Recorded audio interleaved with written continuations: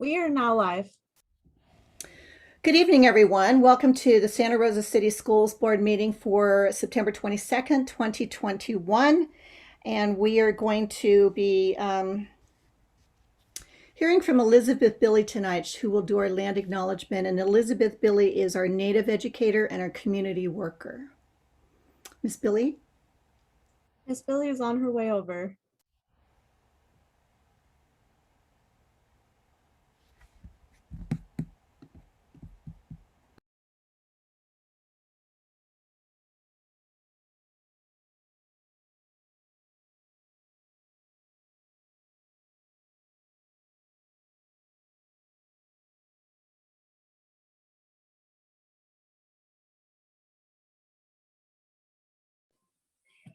Hello. Welcome, Miss Billy. Thank you. Okay, you're here. I just introduced you, and I invite you to give our land acknowledgement now. In keeping with Indigenous protocol, I would like to acknowledge this land is the territory of the Indigenous people of the Pomo, Wapo, and Coast Miwok. It is with humble gratitude that I acknowledge the territory and these ancestors, elders, leaders, our brothers, and our sisters. Acknowledging the land and its original caretakers not only shows respect, but offers a step in correcting the stories and practices that erase Indigenous people's history and culture by inviting and honoring the truth. Therefore, it is with honor and gratitude that I acknowledge the land itself and the people who have stewarded it throughout the generations. Let's do our part in learning and growing and becoming better stewards of the land. Thank you. Thank you very much, Miss Billy. Please stand and join me in the Pledge of Allegiance. I pledge allegiance to the flag of the United States of America and to the republic for which which it stands, one one nation, nation, under God, God, indivisible, with with liberty and and justice for justice all. for all. Thank you. We're a little out of order because the order is not correct, and so I'll take us through this tonight for the next few minutes. Right now, we are reporting of actions taken in closed session. We had two student readmit cases that we approved, and those were cases 2018/19-18 and 2021/22-01. There are no items considered in closed session for action in open session tonight. Board, are there any statements of abstention tonight? Just really quick, did we do adjustments to the agenda? Not yet, but we will. No abstentions. Board, are there any adjustments to the agenda tonight? Beth, would you please ask the public if they would like to pull anything on consent to comment later? Sure will. So if there are members of the public who would like to pull an item, an F item, which are the consent items at the end of our agenda, to be able to make a comment on that item later in the meeting when we get to those items, they have to be pulled in advance. So if there is an F item that you would like pulled, please raise your hand at this time. And only those who raise their hands will be able to comment if anything's pulled. So I do see a hand, and I will ask whoever raised their hand to say which item they want pulled. Chris Turner, which item did you want pulled?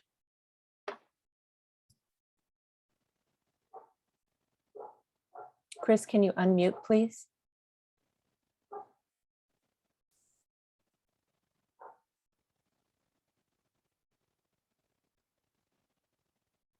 Well, Chris, we can't hear you. Maybe you can try again.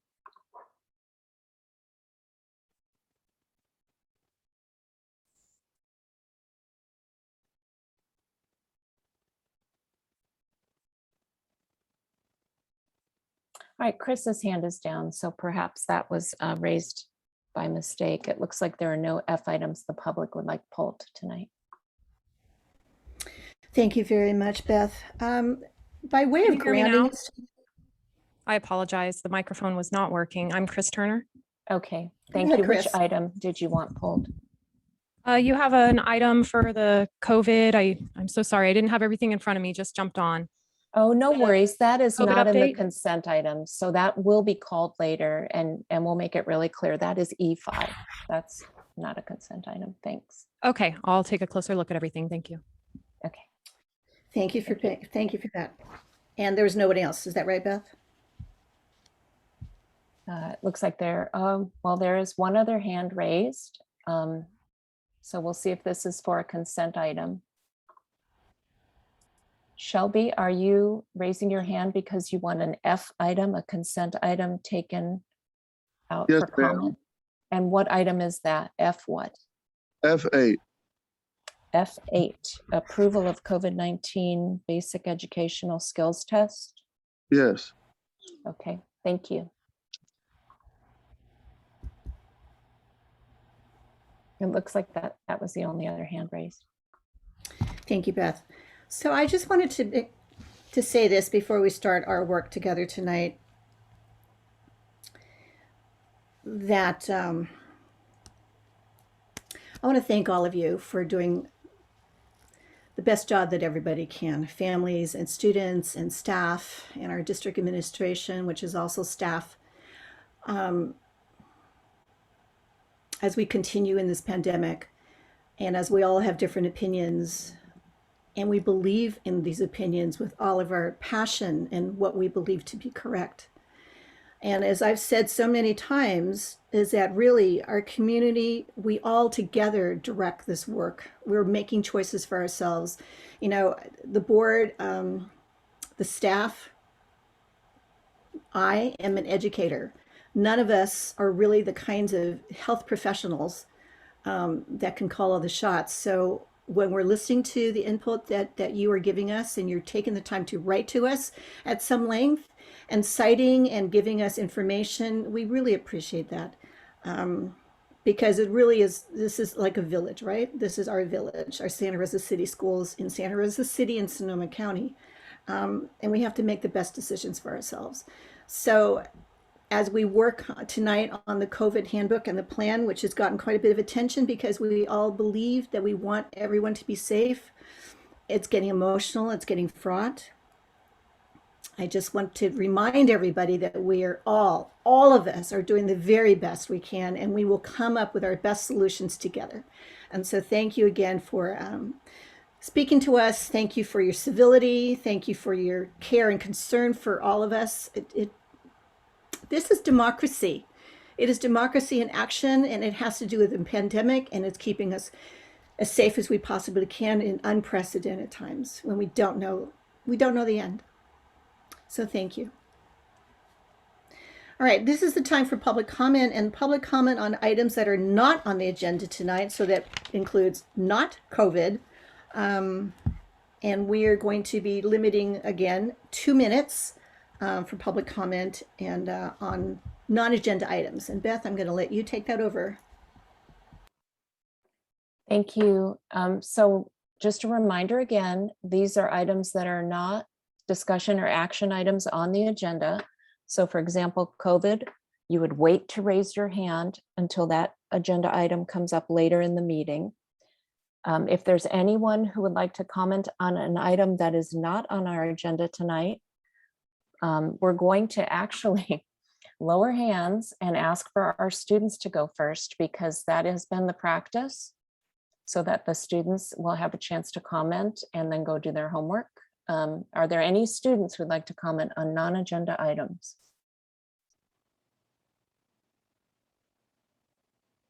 All right, anyone in the public who would like to comment on non-agenda items?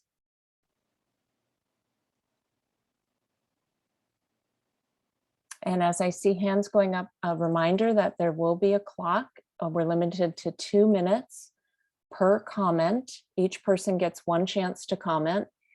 And I will have to perhaps mute you if you go over the 2 minutes.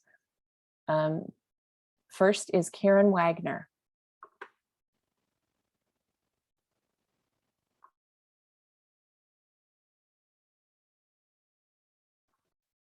Karen, are you there?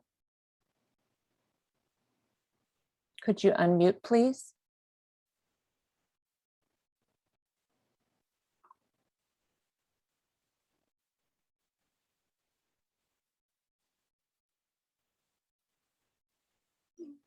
Karen? We are going to take someone next and raise your hand again. Sorry, we're not able to hear you. Next is Shelby. Shelby, could you please state your full name for the record? My name is Shelby Allen Pryor. I'm a Thank you. community activist.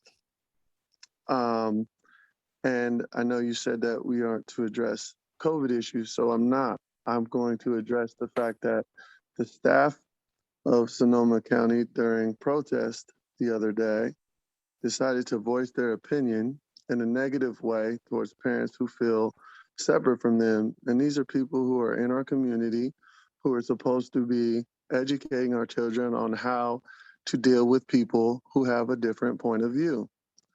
Miss Amy Christine Miller, a faculty member, who I saw a terrible video of her reaction to parents who had a different point of view as to how to use their First Amendment rights to go ahead and address the school board to help you understand their concerns by peacefully protesting yesterday, was going ahead and conducting herself in a way that is harmful to the community by demonstrating that you can be hateful and derogatory towards people who have different opinions than you.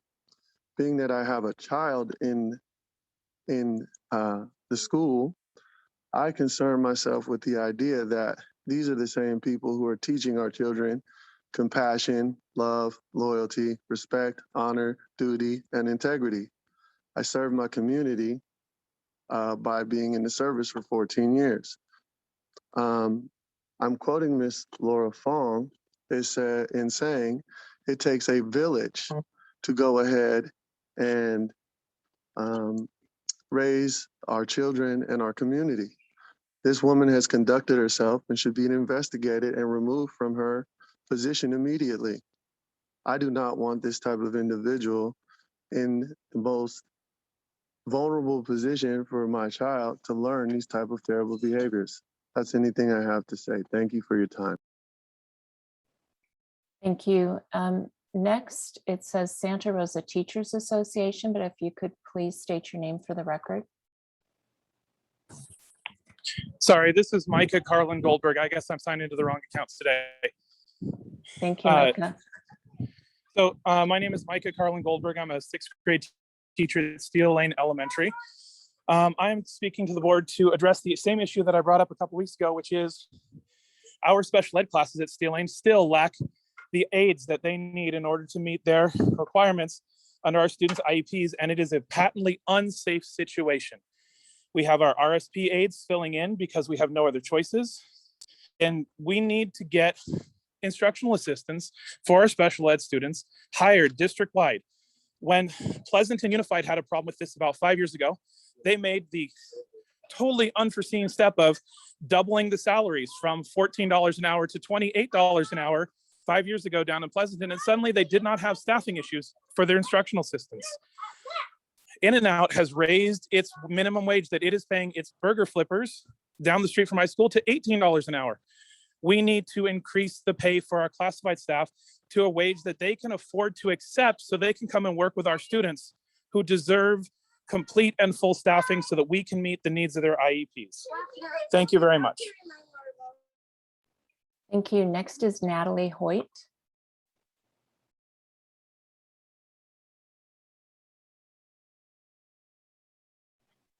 Natalie, are you there? Yeah, good evening. Can you hear me all right? Yes. Awesome. I'll keep it really short. I just wanted to chime in and say that I hope you'll consider allowing parent volunteers on campus. I know that staffing is really short right now, and at our school site specifically, we've had some unsafe situations arise, and I know there's a lot of willing and able parents who would be happy to help with yard duty and those sorts of things. So I hope that you'll consider finding a way to get parents on campus to help with some of the staffing shortages. So Natalie, that will also be on the agenda later on when we're talking about COVID. Oh, okay. I apologize. I didn't realize that was wrapped up with the COVID. So listen for that when we hit that. Okay. Okay. Thanks so much. Thanks, Natalie. Thank you. And President Fong, it looks like there are no other hands raised. Thank you to everyone who took time to comment. We are working on reports right now, and the CSEA, Santa Rosa Chapter 75 report. Do we have our president here? If the president is present, could you please raise your hand? President Fong, it looks like they are not present at this time. Thank you. And we have the Santa Rosa Teachers Association report, please, I believe, from President Howell. Moving over Ms. Howell.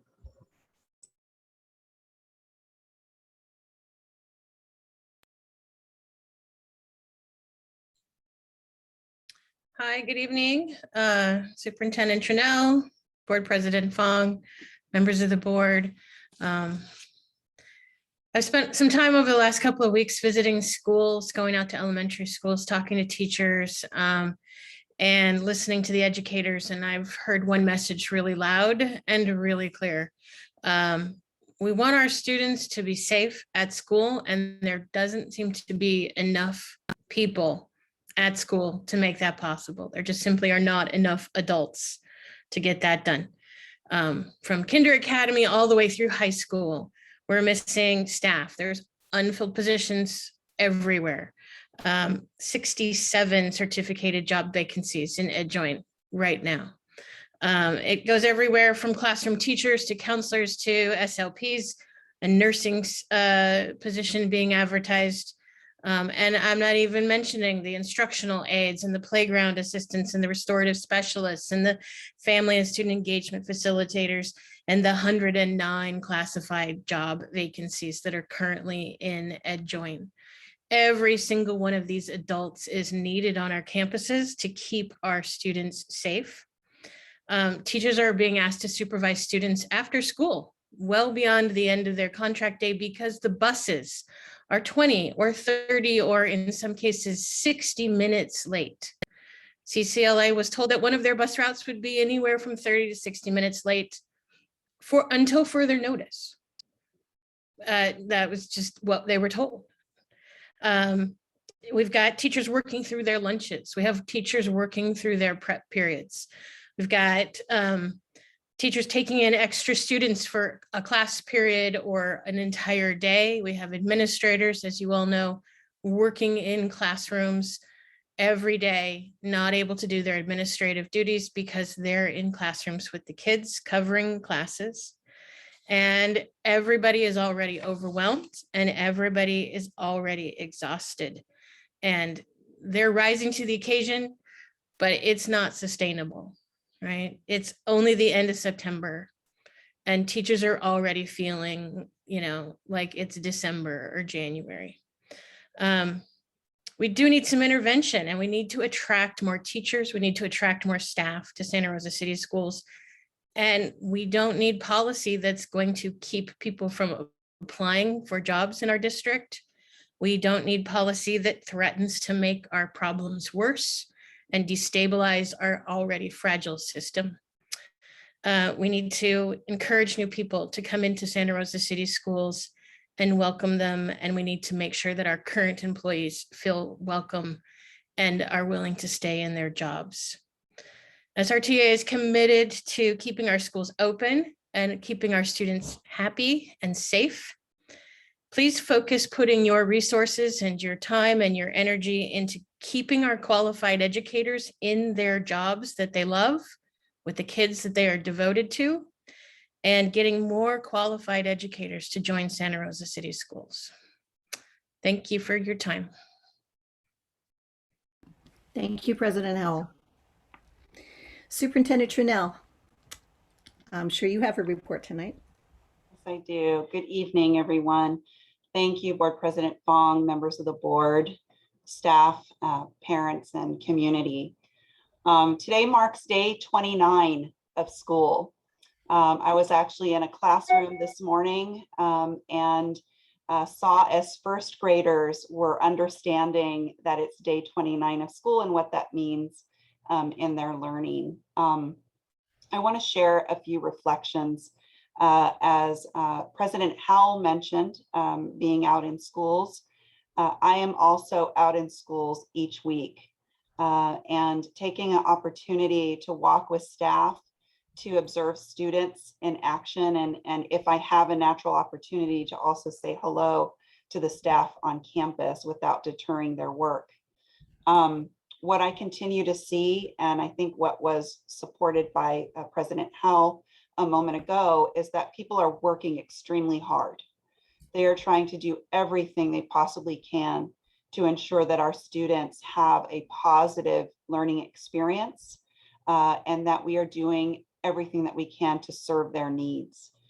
This includes going the extra mile to ensure that we're keeping social emotional learning and pedagogy in mind, no pun intended, as we work with our students. This also applies with our staff.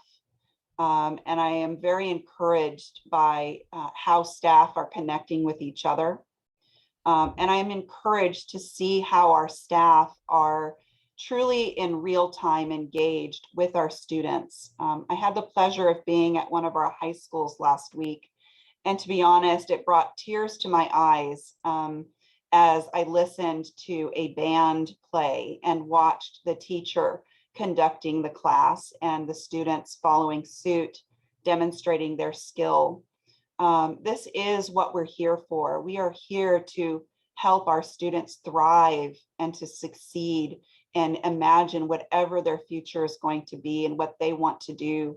And I'm just, it would be remiss if I didn't mention both the certificated and classified staff that we have that are helping to make that happen.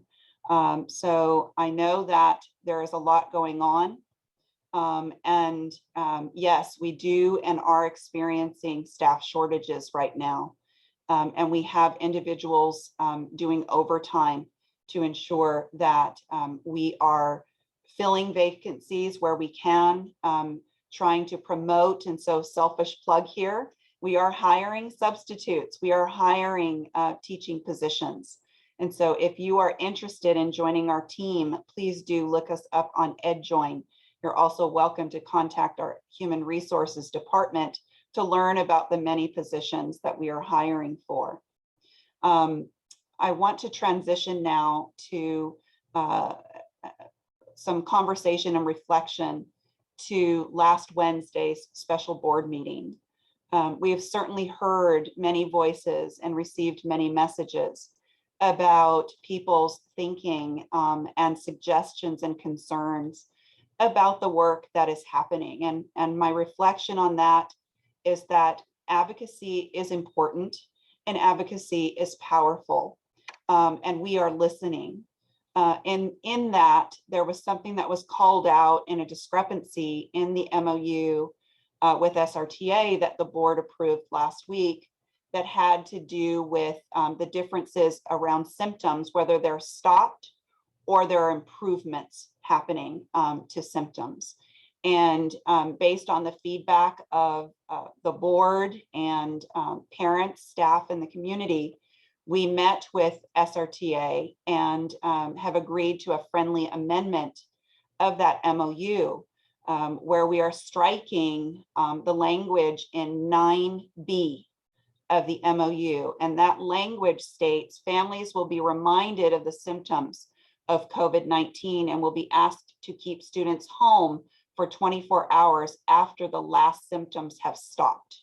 So we are actually removing that language altogether because there were inconsistencies in guidance. So thank you to everyone who provided input on that process. And I hope that it demonstrates that we are working flexibly to ensure that our guidance and our language is accurate to the best of the information that's being provided to us. Last, I would like to share that today, the board and I received a cease and desist letter from SRTA President Catherine Howell on behalf of SRTA. And a cease and desist is a demand letter that tells us to stop doing something. So in this case, SRTA is asking that the district be reminded that action was taken by the board last Wednesday to approve an MOU focused on safe return to school guidelines. The MOU was bargained in good faith and has been ratified by SRTA members, I believe as of Tuesday, making it an extension of the collective bargaining agreement. SRTA expressed concern that the board may take action tonight to mandate vaccines for unit members. And by doing so, the board may violate the MOU's provisions to allow for unit members to provide proof of being fully vaccinated or get tested for COVID-19 once per week. We will be working with SRTA to understand their request more fully. This cease and desist order, I will just state, only applies to SRTA unit members, and it does not preclude the board from having discussions about other employees in our district. And with that, Board President Fong, that concludes my report. Thank you very much, Superintendent. My report tonight is really just kind of a think aloud, and it really is addressing our staffing shortages. And I know our big thing tonight is it's a COVID handbook, and we're going to get to that as soon as we can. But the thing about the staffing shortages and what the board members do is that we read and study what is going on nationally. We read and study what's going on statewide and in our county, in our area. And everyone is facing this. And we need to be, we want our classrooms full of teachers and staff to help our kids. We don't like sending kids home because they don't have their aide that day, or not enough aides in a particular class, or substitutes, or no chemistry teacher. It is horrible. It is horrific. It's not what we want. Doubling a salary cannot be done by the board alone. Also, we need to be absolute fiscal stewards of this district's budget. And so if we spend something somewhere, we're not going to be spending something somewhere else. I know that our district, under the direction of Superintendent Trunell, is doing everything that she can to staff. And people rightly point out that people could make more money at Starbucks, for example, than possibly at the lowest end of our classified salary scale. And the only thing I can think of, what is it with our economic system in this country?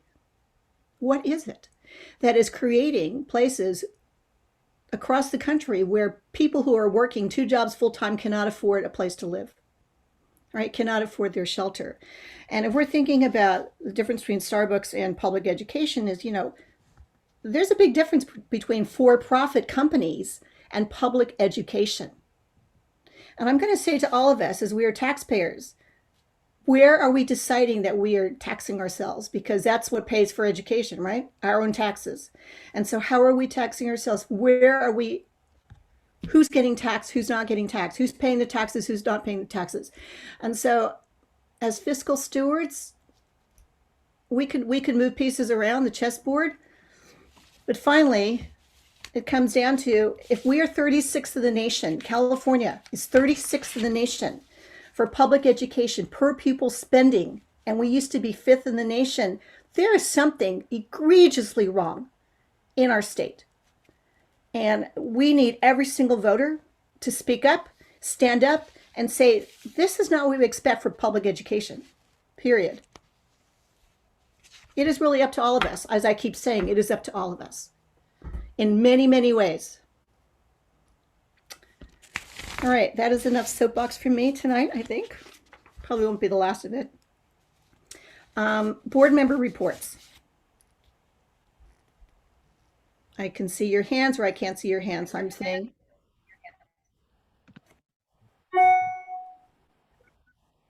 I see nobody's hand up for board member reports. I see student board member, Georgia Beard. Hi, can you hear me? Turn off my camera so that might work better. Yes, we can hear you. Okay, Go ahead, Georgia. I wasn't completely aware of the extent of the staffing issues, but I would just like to relay the message on behalf of all the students that we're just extremely grateful for the teachers and staff on campus that are present and are facing these struggles, and it really means a lot for us.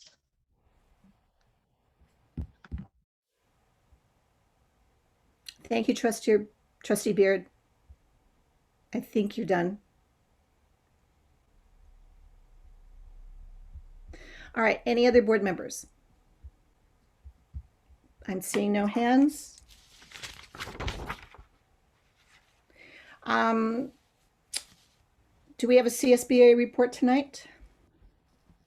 Yeah, I just needed to report out that the Tony Ubaldi, the Region 3 director, is recommending that I be removed from my delegate position for apparently missing some meetings that I wasn't aware of. That recommendation is happening at a meeting that's occurring during our board meeting today. So I won't be there, but I just wanted to report that out to the board so you all are aware. Thank you, Trustee Medina. We're moving on to E items. E1, this is a public hearing regarding sufficiency of textbooks or instructional materials for 2021-2022, grades K6. The public hearing is now open.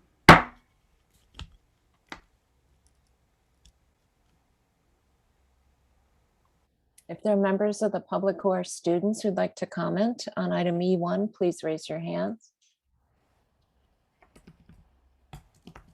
And now any member of the public who would like to comment on item E1, please raise your hand. There are no hands raised. Public comment is closed. We're moving on to E2. This is an action, sufficiency of textbooks for instructional materials for 2021-22, grades K to 6. Superintendent Trunnell. Thank you, Board President Fong. I'm going to welcome Dr. Armstrong and Ms. Dillon. If Ms. Dillon is here, if we could please move her over for the discussion of this item for action. She's on her way over. Great, thank you. Good evening, President Fong, members of the board, Superintendent Trunnell, members of Santa Rosa City Schools, and guests. My name is Dr. Kimberly Armstrong, Associate Superintendent of Educational Services. I would like to present under Board Priority 4, Teaching and Learning Environment and Resources, the opportunity to approve the sufficiency of instructional materials for grades K through 6. Your approval confirms that each of our students have standard aligned textbooks and or instructional materials, or both, to use in the classroom and to take home.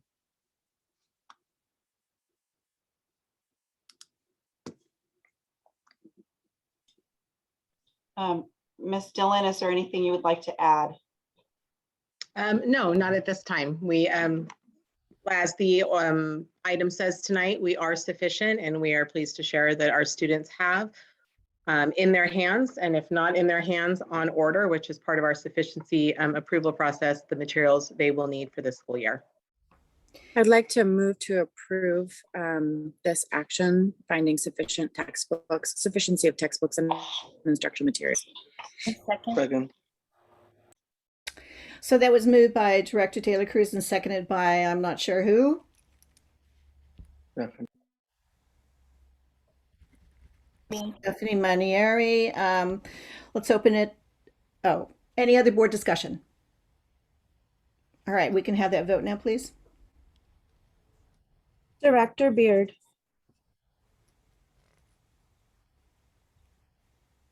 Aye. Thank you. Director De La Cruz. Aye. Director Manieri. Aye. Director Sheffield. Aye. Director McCormick. Aye. Director Flores. Aye. Director Medina. Aye. President Fong. Aye, thank you. That passes. We are on item E3. This is a public hearing regarding sufficiency of textbooks or instructional materials for 2021-22, grades 7 through 12. And the public hearing is now open. If there are any students who would like to comment on item E3, please raise your hands.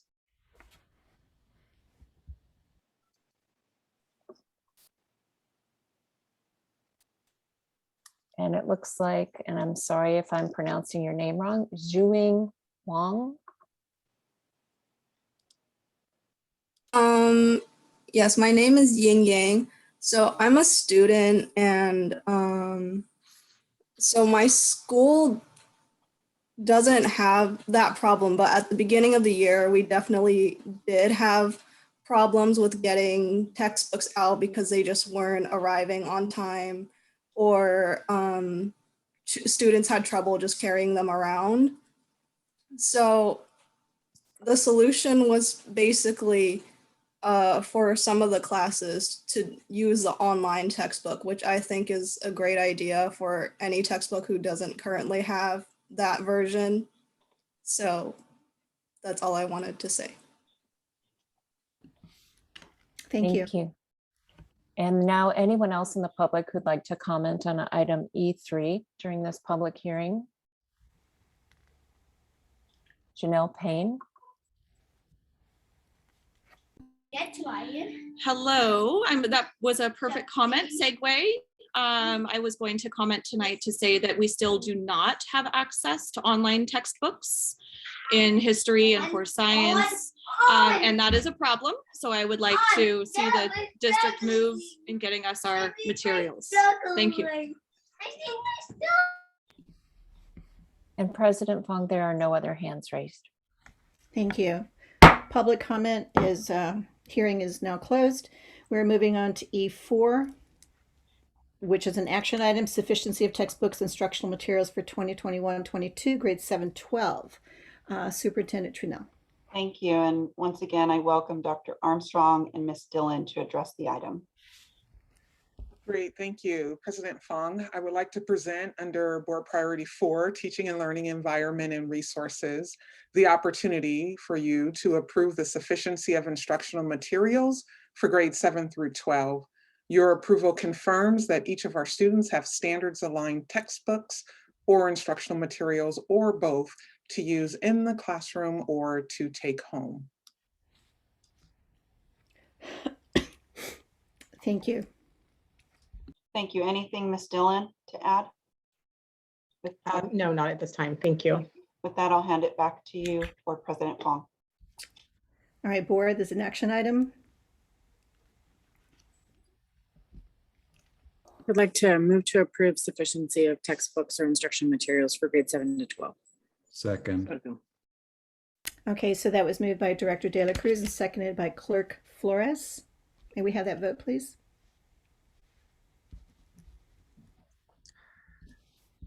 Director Beard.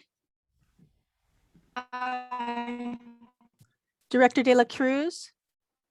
Aye. Director Flores. Aye. Director Manieri. Aye. Director Sheffield. Aye. Director Medina. Aye. President Fong. Aye. Thank you. Passes. We're moving on to. Did you call on me? Were you sleeping? No. Possibly. Miss Director McCormick. Aye. My apologies. No worries, no worries. Okay, 7 in favor. Thank you. That passes. Item E5 is an action item, our updated COVID handbook. Superintendent Trudeau. Thank you, Board President Fong. Yes, tonight we bring you forward a draft, the next iteration of consideration with our COVID safety handbook, which will lend itself to language in our COVID safety plan and board policies. I'd like to make sure we have Mr. Stephen Mazzara be moved over so that he can join us in this session.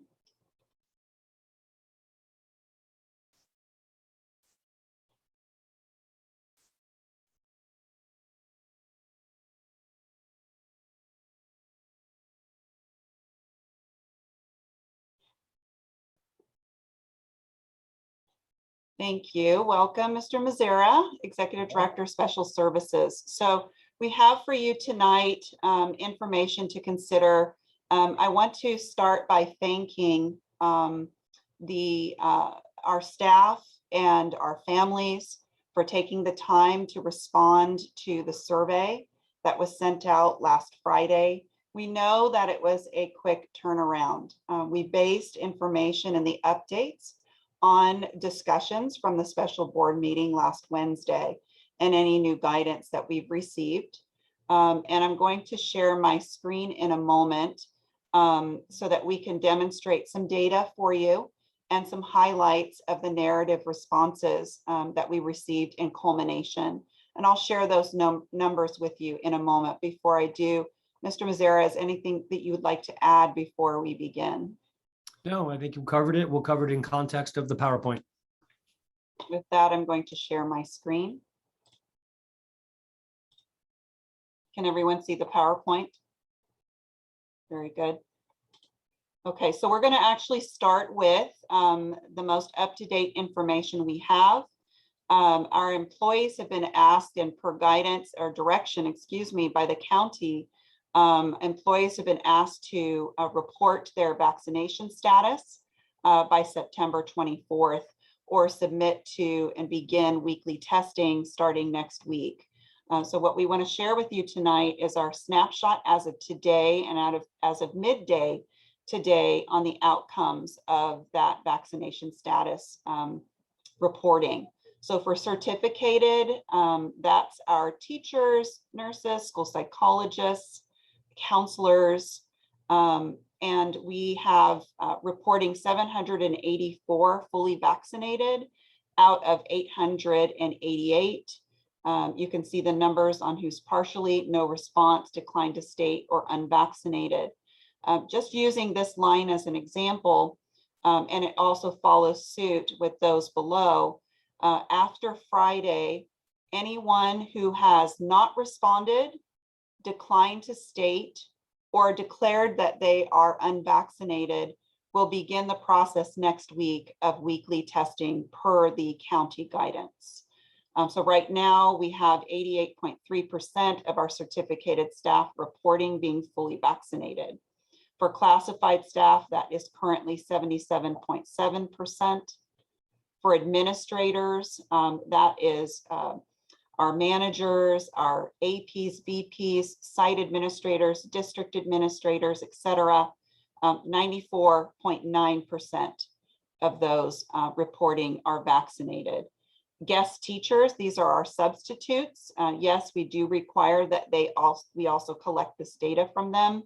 Out of the 112, out of the 175, we have 112 reporting that they are currently fully vaccinated at around a rate of 64%.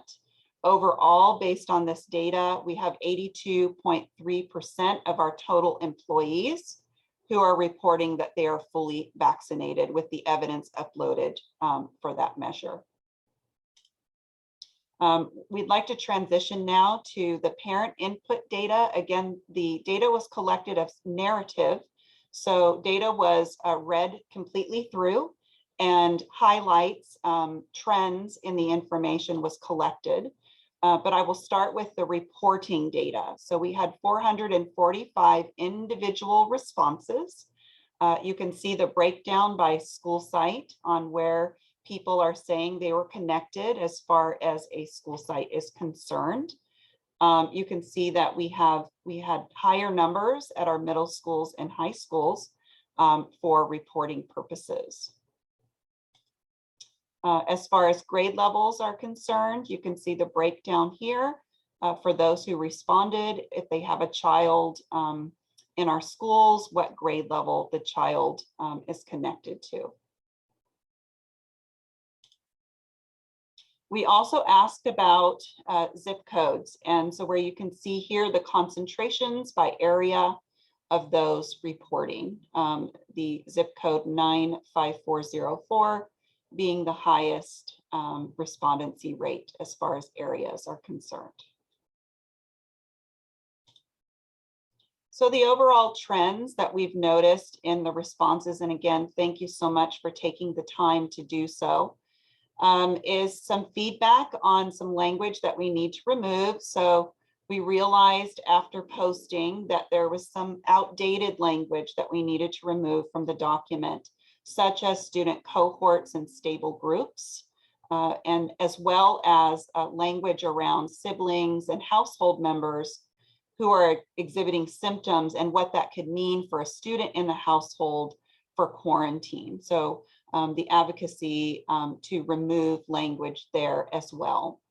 What I saw in the data was a balance of advocacy for and against masking outdoors. For those who were for the masking outdoors, the sentiment overall was that it assists in reducing the spread of COVID. For those who are against masking outdoors, it was really about being more restrictive, not being necessary, and then also contributes the longer mask wearing in the day to things like breathing issues and asthma, for example. Also, advocacy for and against vaccinations for students in order to attend school. For those who were in favor, the sentiment was that it reduces the spread of COVID and generally protects against contraction or getting worsening symptoms. For those who were against vaccinations for students, that it is more about personal or parental choice and to allow them to do that, as well as health concerns, such as unknown future effects of the vaccine itself. Advocacy for and against asymptomatic testing. For those interested in it occurring, the sentiment was that it catches symptoms early. And for those who are against, they felt like our numbers are low enough and that there isn't a need to conduct asymptomatic testing. Also, people felt like parental consent was really important here, and it was also personal choice. There was a large sentiment to keep schools open and keep kids in school and to do everything possible in order to make sure that that happens. Under the immunization section, we realized that it was the incorrect year, so we will definitely change that. There was also interest in and a trend in discussion around offering symptomatic testing within the district so that students can be back in school much more quickly. And there was an emphasis on modified quarantine as an option to keep students in school. And that didn't seem to come out very strongly in the document. So just some encouragement to emphasize that more strongly. There was certainly a lot more feedback, and we're going to continue to take those things into consideration. For staff input data, we just asked where they work or what departments they work in. So you can see we had 107 responses over the several days and how that breaks down by school site. And this was sent to all employees. So I just want to be sure that people understand that this is coming from a variety of employee types. So the response trends here, there were some similar to what our parents were sharing, such as removing the language around student cohorts and stable groups. Also, there was advocacy for adjusting the language around volunteers. And I did hear this in the parent feedback as well, but more large voice amongst our staff is to adjust the language around volunteer expectations in order for volunteers to be able to come back onto campus. And then again, removing language about the siblings and the household piece for quarantine purposes. Our staff were also interested in reinforcing proper mask wearing, citing that, you know, the people on our campuses aren't always adhering to those guidelines. So really wanting to emphasize in this document that we're reinforcing proper mask wearing and also ensuring that mask guidelines are more clear. In addition, reconsidering mask wearing while participating in sports activities, which we know that CIF is a partner with us as far as those guidelines are concerned. Advocacy for and against mandatory vaccinations for staff.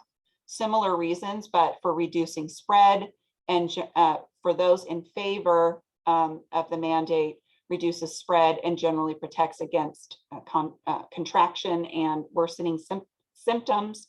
And for those against, it is about personal choice and health concerns, such as unknown future effects. Our staff also wanted to emphasize proper hand washing and cleaning protocols in this document, and advocacy for more water bottle filler stations at our school sites, so that students aren't putting their mouths, or adults for that matter, putting their mouths on the water fountains, but still having access to water for water bottles. Improving communications about positive cases and or potential exposures.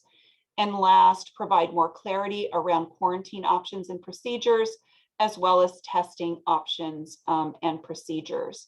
I think I skipped over one, and also I'll emphasize it here. We need more staff at our schools to support this work, and we certainly have heard that through other comments that we've received. Before we move on, I'm going to pause here to see if there are any questions. I'll stop sharing for a moment to see if there are any questions from the board about this chunk of the information. Does anyone have questions? I do. And I see Director Sheffield as well. Go ahead. My first question is back on the staff required staff testing for didn't respond, unvaccinated, or declining to state. And that starts next week. What about partially vaccinated? Will the staff that are partially vaccinated be required to test starting next week until they are 2 weeks past their last dose? Yes, and I'll hand it over to Mr. Mazzara. Yeah, exactly. Anyone that's not considered fully vaccinated will have to partake in the weekly testing until they become fully vaccinated. So there will obviously be a transition in that way, in that process. Okay. And then could you define a little bit more clearly modified quarantine? You bet. Modified quarantine is in some limited situations. I have a slide on it earlier. So if you don't mind, let me come back to it when we can show the visual, but I'll make sure to kind of dig into the details about that, because that was in fact, a question that was brought up in a response, and I'll speak to that directly. Okay, thank you. Those are my questions for now. Director Sheffield. Sure. I just have one question, and it's pertaining to the staff responses on meeting the state mandate. And so, it looked like there was a sizable number of staff. It was the first slide. I think it was 98 that there was no response from the staff. I think that was the number. No response. There's 77 certificated and 96 from classified. So I'm wondering how are we reaching out to staff? Are these just, is it just via email? It's a pretty big chunk. So I just want to make sure that we're taking all steps to make sure that we're getting even the response back from a population that is this level. Yeah, I'd like to also invite Mr. Shepherd to speak to what HR is doing around this information. Yeah, after a couple of email reminders, we started the end of last week. We started sending the list of non-respondents to site admins, asking them to interface with their staff and encouraging them to fill this out. So we sent out additional email reminders. So whenever we do that, a few more trickle in. So we're going to continue our outreach to remind people. Okay, that seemed to be effective because we saw a pretty big jump in the responses we got back just since our last board meeting. So whatever we can do to encourage more responses, the data will really help us out. Definitely giving us a bigger sense of what's going on, and then we can do our job better on the policy side. Thank you. Director De La Cruz. Thanks. I had two questions. Superintendent Chanel, you were mentioning that there's kind of like a balance of for and against certain control measures. And I wondered if you could speak more specifically to, was that like a 50-50 balance? Does our community feel like, we're kind of equally weighted on the for and against, or did it depend on the control measure? Yeah, thank you. So as I was reading through the comments, it would literally, as the responses are laid out in the report, it would literally be, I'm for vaccinations. And then the next line, I'm against, I'm for, I'm against, and then other considerations. So I did not feel like in either case, there was a more heavily weighted position. It was pretty even keeled. I didn't do the actual tallying yet. Allowing people to try and respond as long as we could allow them to provide us feedback.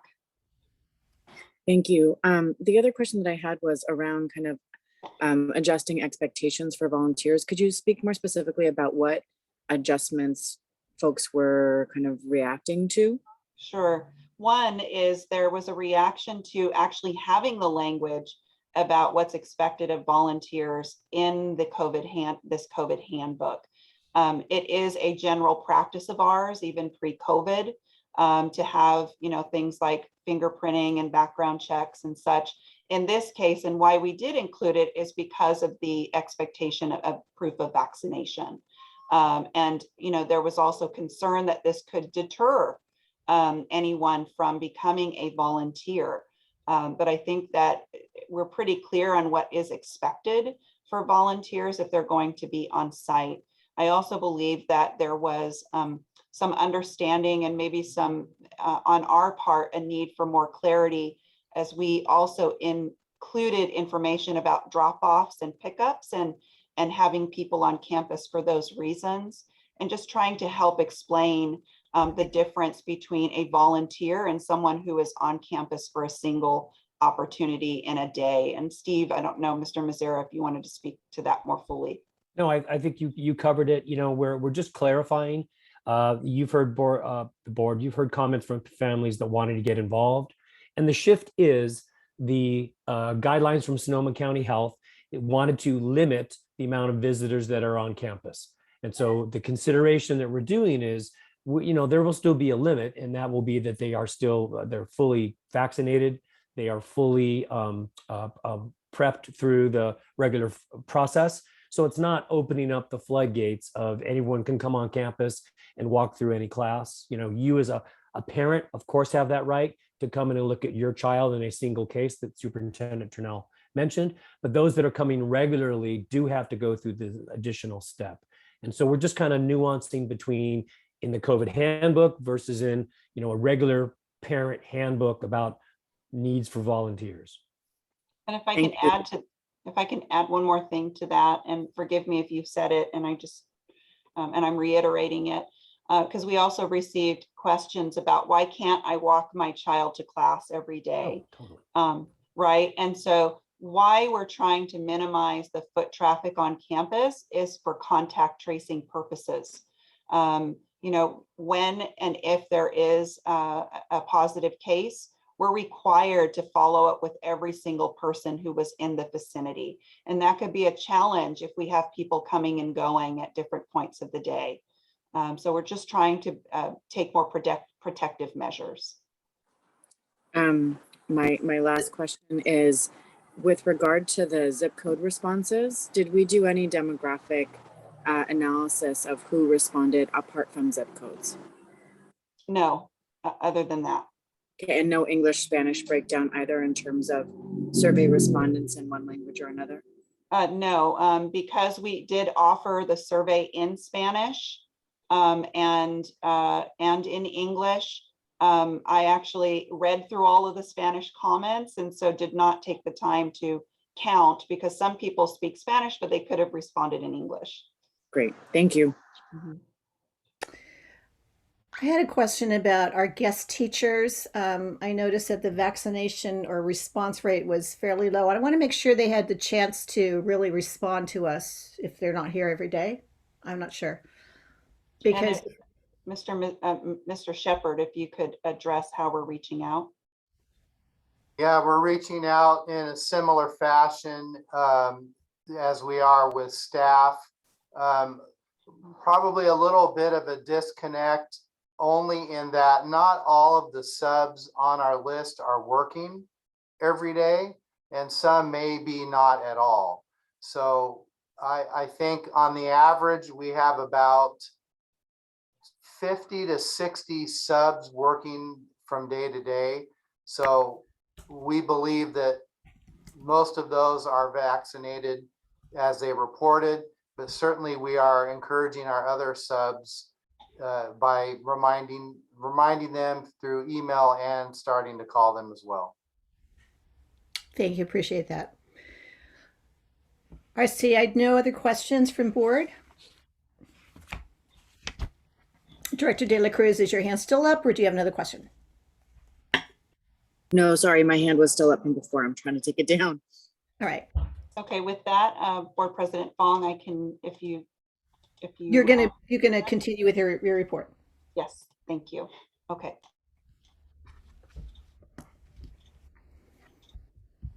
Okay, can you see it? It's all good.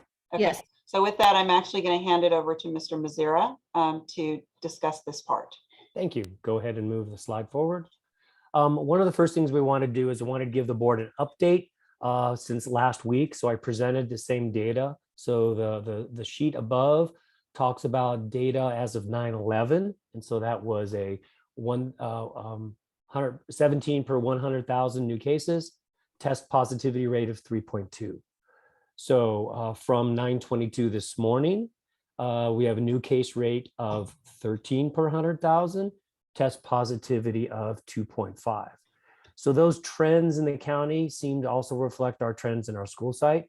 So I'm bringing that forward because if you recall, there was a matrix of when we consider testing and the different levels of transmission in the community would create a different set of requirements. In our dialogue with public health last week, they expressed understanding and familiarity with that our response should be proportionate to the case rates that were affected. So I just wanted to put that out there. And then next slide shows what has already been posted last week. So every Friday, we're adding our trending rates and the cases that have come through us. You'll see there elementary, middle, high, and staff. And so we'll kind of put those all in the measure as we decide, and again, for board, for your information, as we decide or make any policies for us. Following back up to the handbook pieces that Superintendent Trinnell described, the next one kind of just talks about some of those things that she already reiterated earlier. We're kind of capturing some concerns from constituents that came forward and what they'd like to see removed from, and many of them make sense. Many of them were leftovers from last spring. They were kind of guidance at the time that were around getting prepared for outbreaks, or if we had a number of things at schools that we would have to go back to closing a class or closing a school. So some of that language may just be a little bit outdated. And just as a quick aside, board, the handbook is not policy. The handbook is not something the board needs to approve. We really use it as kind of almost like administrative regulations. We will bring forward that every time we make adjustments. Obviously, there are some policy implications in some of the ideas that you'll be discussing tonight, potentially voting on. But going forward, there will be changes in the guidance we know coming forward. We will reflect that as quickly as we can. We will continue to publish those changes in the handbook through the methods Superintendent Trinnell is putting out weekly notices, our social media, and our websites. We will all, as those changes come about that are non-policy based changes, we will just continue to move that forward. Director Marineri, do you want to pause on that? Sure. Just a really quick question. How often do we maybe anticipate or expect making revisions to the handbook? I appreciate you reminding us that this is not policy. We're not looking at policy, though some policies are spoken to or referred to. Right. Thank you. But I'm just wondering how often we can expect to have this on our agenda for meetings. I'm trying to respect our feedback loops and our collaboration if something's not clear, both from public health. So public health has changed guidance in the last 3 weeks. So I need to be clear. Public health does make some adjustments. We have weekly meetings with public health. They'll articulate those to us, and then we will kind of publish out changes in protocols to our staff or whoever that is. One example is the unmasked modified quarantine example that we'll talk about later. That was a change in public health guidance that happened about 3 weeks ago that we then reflected back to our people at school sites that are close contact tracing. We will have to reflect those in our handbook, and we'll publish those as they come out. So there's also language that there was supposed to be some major changes potentially from public health due on no later than November 1. So, as those come forward, what we plan to do is bring those as an information item to the board every meeting, in addition to the things that we will publish out. Thank you. Okay, next slide, Superintendent. So some other pieces that we kind of just on that vein is that we are adding in there. So the piece about volunteers we already spoke to, we're just making sure that it's perfectly clear that fully vaccinated status is something that the board is considering. And that seems to make sense with our guidelines from public health as well. There was a question about clarity of siblings. That clarity came out from public health. It was reflected on some documents that we've published, but not all. And so the clarity on the clarity on siblings is a sibling does not have to go home if they are not having any symptoms. Where it comes into effect is if a sibling of a positive confirmed happens, then the sibling has to go home. They are not eligible for modified quarantine. I'll walk that through in a minute, because they are exposed in what public health is calling an unmasked situation or scenario. So under that, let me move that. So to the modified quarantine program, you're not eligible for a modified quarantine. And backing up, modified quarantine or someone that is identified as a close contact under the definitions of close contact. They have been in a masked setting, and then they are not showing any symptoms.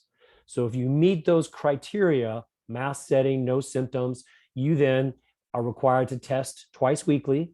And public health has given us guidance that you can participate in something like childcare services, but you can't participate in extracurricular activities such as athletics. So those are examples of when you are. You're not eligible in a— Director Mazzara, can I just ask really quickly? Please. Yeah. Is that regardless of their vaccination status? No. So vaccination status trumps it. And so you're exempt from that quarantine with those two bullets. As long as you're asymptomatic and vaccinated, you do not have to change. And that's for both the adults, the staff, and anyone above 12 and older. So even though you're identified as close contact, you do not have to leave school or change anything. They ask you to monitor your symptoms and be aware of it. And that's why you would send the letter, but you don't have to take action. Thank you. And then the other thing that was added, was brought to us that is in fact, very important, is that individuals that have experienced a positive COVID do not have to participate in a modified quarantine. Very similar, and of course, it's probably because they have the antibodies in their system, and guidance from public health is within the last 90 days. So those are people that do not have to go and participate, vaccinated and within 90 days of having a positive COVID exam. So going back to the unmasked situations. So the shift there is public health has been confident in our layered approaches to keeping students and staff safe, distancing when possible, masking, sanitation, all those other kind of activities, where they feel confident that if you're not showing symptoms and you're in a school setting, and they're calling that the masked setting, you do not have to immediately leave. Unmasks are examples of when you're exposed at home, when you're exposed in the community, and let's say at lunch when you take your mask off. So those situations, when they go through the close contact tracing, if that's identified that you were exposed in one of those settings, then you are not eligible for a modified quarantine and have to go out for the full 11 days, except if you test negative and you can come back a little bit early. So Director McCormick, getting back to yours, did I cover your earlier question? Okay. Yes, you did. Thank you. Okay. Director Mazzara, one question before you move forward. Please. So the second bullet point on the top here for the clarifications, this is siblings without symptoms do not need to stay home from school if their other sibling is demonstrating symptoms.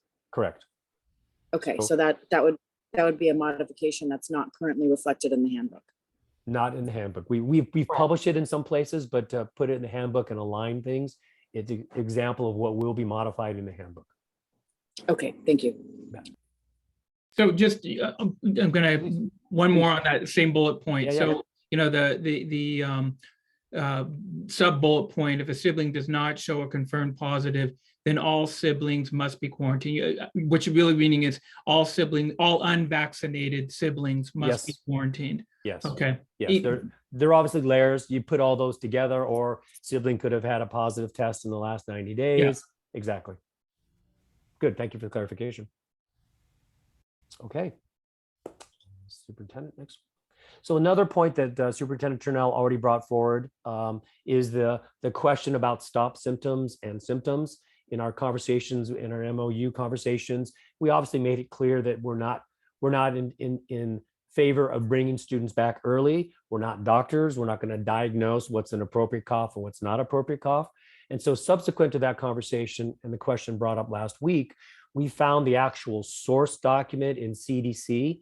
And so they do mention some symptoms are improving, but then and the reason they used improving is because these two symptoms, loss of taste or smell, may persist much longer. You are not spreading it, so you're okay to come back.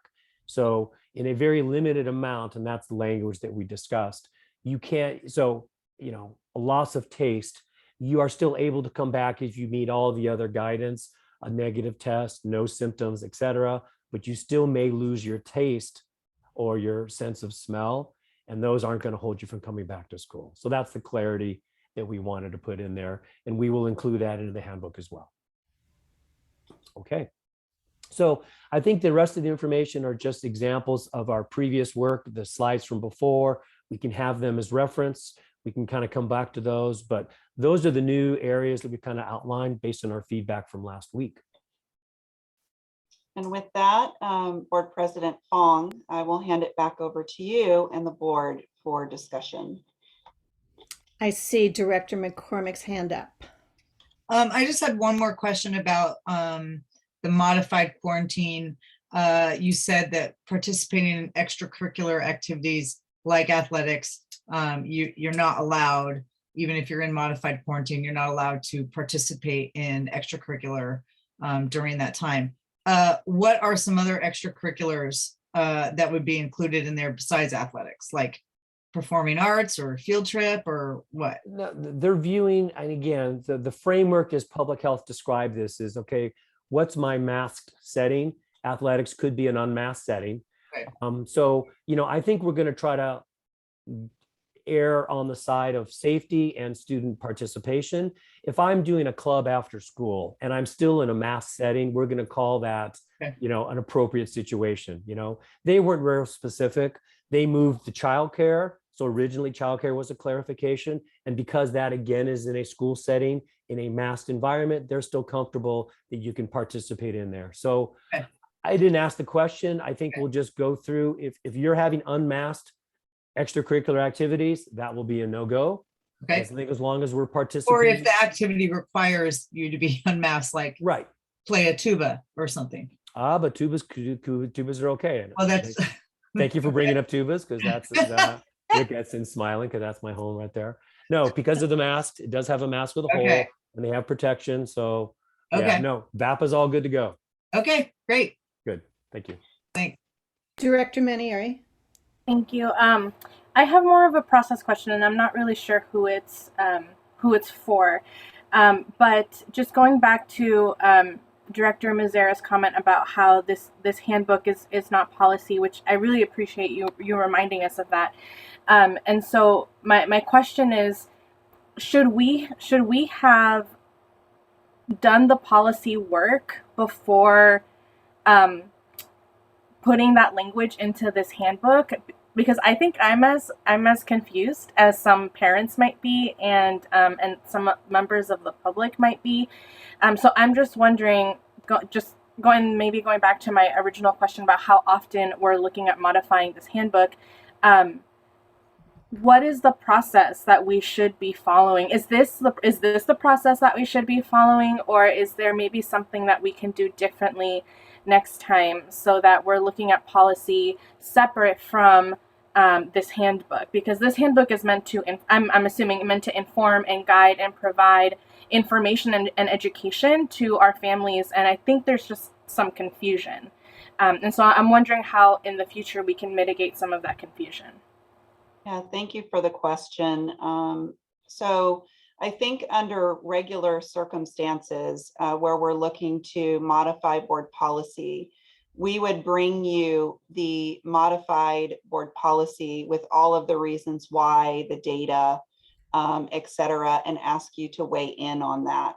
Because this particular situation is a constant unfolding and shifting, we're collecting data in different ways. I think in a perfect world, we would have done surveying months ago that allowed us to, or weeks ago, I should say, to allow us opportunity to have discussions that would lend itself to a study session, that would lend itself to probably still adjustments to this handbook, as well as considerations for policy. I did talk with legal about this because I too wanted to be sure the direction that we were going. And what I was advised in one vein is that based on our trajectory right now, any action that the board might take tonight on some of those policy-like decisions that are showing here in the handbook, the next step would be for the board at a future meeting to actually engage in a resolution and take a stand around those measures, which would then follow with the policy adjustments as the final step. I appreciate that. So just to clarify, whatever action we take tonight, we have to be mindful that we will have to, whatever resolutions we include in our agendas in the future, they have to be in alignment with this handbook and whatever it is that we take action on today. I think in this case, it's fluid. So Mr. Mazzara, do you want to speak to that? Because I know you were a part of the policy work before. Yeah, no, I think there's a couple things. There's a timing of this, and policies generally, although we can have emergency policies, the feedback and the time loop are there. There obviously are negotiations of impacts and effects. We want to kind of go through that process so it all looks together. We expect to bring this back in terms of actual formal policy to confirm that. Because of the deadline by Sonoma County, we have a timeline that's a little faster than some other districts across the state that are wrestling with this. So we wanted to kind of get ahead of that a little bit and kind of make it clear when we roll that out after September 24th, what that is. So there's some things around that are kind of moving this forward. But anything we do, I think we want to kind of formalize into formal policies as we do that and put that all together, which we expect to in October, perhaps into November, when we kind of finish everything we have to do. Thank you. All right, I'm going to call on Vice President McCormick after I ask my question. Steve, I need scenarios to help me understand this. If we have a fourth grader with no symptoms, yet this fourth grader's sibling, let's say a high schooler, has symptoms and is vaccinated, what happens to that fourth grader? Stays in school, monitors symptoms. We want to make sure the parents are aware of what to look for. And, we want to make them aware so they take precautions in the home to try to make sure if this child the older one does become positive, even with a vaccination, that then that child, can, and so child would hopefully stay in school. So they can make arrangements within their house. I've said families to talk about, they kind of self-isolate, they do those things. But in this case, we wouldn't be removing the younger sibling from school. We hopefully making the parents aware and being available for them if they have any questions. So let's say it's the same fourth grader, no symptoms. They have a high school or middle school sibling who is unvaccinated and tested positive. Right. So then that obviously the positive case goes home, because the sibling, the younger sibling, was exposed in an unmasked situation, the home, they would also have to go home for a full quarantine and are not eligible for the modified. They could provide a test within a certain amount of window to show that they're negative, and they can come back perhaps potentially in advance of the 11-day quarantine. Thank you. Director McCormick. Superintendent Trinnell, so I have a procedural question also along with what Director Manieri was talking about.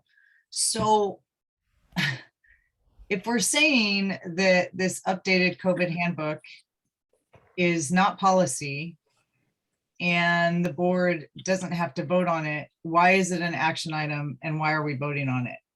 Yeah, thank you. I'll start and then I'll have Mr. Mazzara weigh in. There are certainly elements of this handbook that are for us just to continue doing our work in the district. And then there are specific pieces that are called out in the board cover that we need the board's help and assistance in giving some direction on how we move forward. So Mr. Mazzara, if you could speak to that. Yeah, I think following what we're doing is we're following obviously the layers of recommendation, CDC, state public health, local public health. There are things that we have to implement with them. As an example, after the 24th, we have to implement either a workers, staff have been fully vaccinated, or they have to test weekly. So that's not up to a board policy. We can go above that, but that's the floor as an example that public health has done. Public health has recommended screening of students with an opt-in provision. We could change that floor, but that's not a required position that we have to take. It's not a requirement, it's a recommendation as an example. Weekly testing of athletics is a recommended step, not required. So those kind of nuances for us, if the board does not take any action, we will be implementing the requirements of public and county health. But those other areas are recommendations that the board can choose. Those then take on kind of a policy statement, and therefore we would incorporate those into a policy. And if this is a working document, which obviously it needs to be because things change every day, every time, regardless of how often it comes back, every time it's updated, we as a board need to take it on as an action item and vote on it specifically on the things that aren't minimum requirements set by the CDC and the state, just on things that are recommendations or perhaps a stricter level that we're considering. Exactly. If it's required from us, obviously you don't have to take action. And if we want to go above that floor and that becomes more of a policy decision, then we'll take action on those items. So student testing, student screening testing is a good example. It's recommended, not required. If the board chooses to make it required at a frequency that was discussed last time, that could be an example of what we move forward. To eliminate it or to give guidance when it gets eliminated, right? When it begins, when it goes away, we can take recommendations and feedback from public health, but they're not at this point telling us we must do that. Okay, and then again, just a procedural question. Are we, obviously, in your presentation you just gave us now, we did get input and feedback from our stakeholders. How often are we going to get input and feedback from our stakeholders formally? I mean, people can speak during our meetings and email us and talk to us, but formally requested for feedback, you know, and the process of union leadership in these discussions, you know, kind of what is the timeline on that? Because I just as a board member right now, I'm a little confused on what I'm voting on and why I'm voting on it. And maybe just in my brain, I need a breakdown of this is the list of things that we need your approval on because these are above and beyond the requirement from the CDC and the state. Just so I can, because it's so much stuff, I'm not quite sure where everything overlaps. And I'm trying to take into consideration everybody's input on this. And I want to make sure that the stakeholders have had their say and we're following process there as well, so that we don't get in a situation where we're voting on something out of turn or something that's going to need to get changed again, or it's just very complicated. And I know we're like up, got our backs up against the wall, and we're trying to make the best decisions in lifetime here with the best information that we have and the most feedback we can get. And we can only process so much information at a time, but I just need more clarification so I understand what I'm voting on and what, yeah, I just need more clarification on the procedure and the process that we're following here on this. Sure. And Mr. Mazzara, if you could queue up and just be ready to answer that piece of what we need. I will speak to the first question, which is around process. And so how often? So we, when we make adjustments to the COVID safety plan itself, we will be bringing that forward for additional consideration. So right now, this is around the handbook. So it's lending itself to what we contribute to the overall updated safety plan. We're required to gather that input before any adjustments are made. So we're doing that now. I imagine that, as Mr. Mazzara mentioned, in November, there's going to be some new guidance that is going to be coming our way. We're not sure exactly what that all that will entail. But at that time, we'll be doing some backtracking once we know what that is, and then gathering additional input. And that could look different. It could be in a different formats and forums. This, given our time frame, the survey input was the quickest way to do it. We could also hold an open forum for people to come and join us and share verbally their opinions and their feedback. And we will most definitely have to do that on the fiscal side of the COVID safety plan very soon. So that is going to be a natural process anyway, per the law. So we don't tend, we shouldn't be doing this every month, for example, but as needed when those big shifts and potential changes come our way, we certainly want to inform our process with input, and we could do that in a variety of ways. So let me share the screen on some slides that we showed last week. They're later in the slideshow that kind of reminds the board the option. So we kind of expressed what are required in some of these areas, and then what are the various options for consideration. So as an example, on staff testing and mandatory vaccinations, right? So as I describe it, here it is, what is mandatory is that the staff, remember, this includes workers defined as regular volunteers, snack bar people, chaperones. So they all fall under this, that they have to declare their vaccination status, be fully vaccinated, or have to go test on a weekly basis. So that's the public health requirement.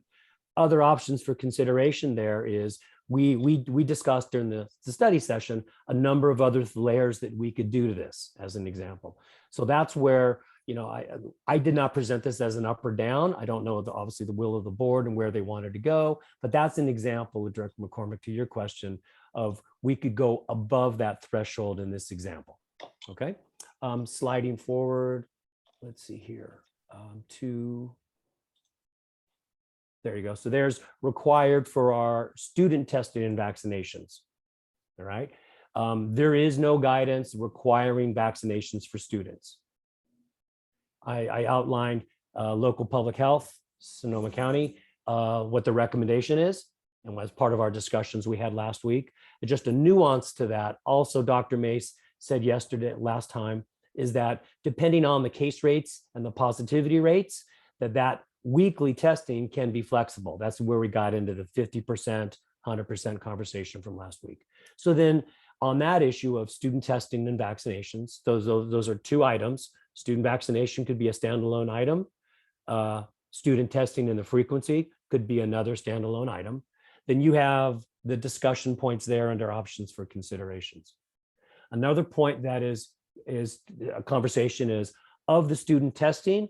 We threw out the idea of the three options: provide an opt-out, a no opt-out, or on your own opt-in program. So that could be another, if the board decides to do student vaccination screening, then they could make an amendment to this or define the type of program that they would like to see. And then the last thing that was up for discussion was about student masking. Currently, we're describing indoors is required, and CDPS or County Public Health would strongly recommend that we do outdoors. We could take that consideration as an example there for consideration, or we can choose not to. And so those are the examples, Director McCormick, that are up for our consideration on each of these items that we summarized. And I think the last ones, and these are just considerations. Yeah. The other one we already covered by school workers.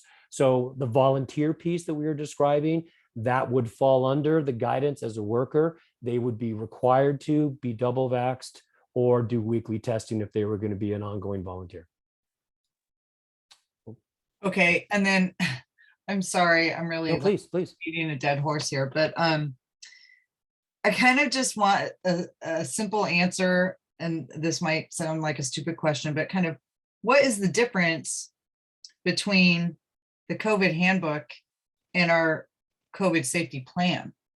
The COVID safety plan was something that was put together that it has two different elements. It has an element of a safety checklist that we have to do and provide.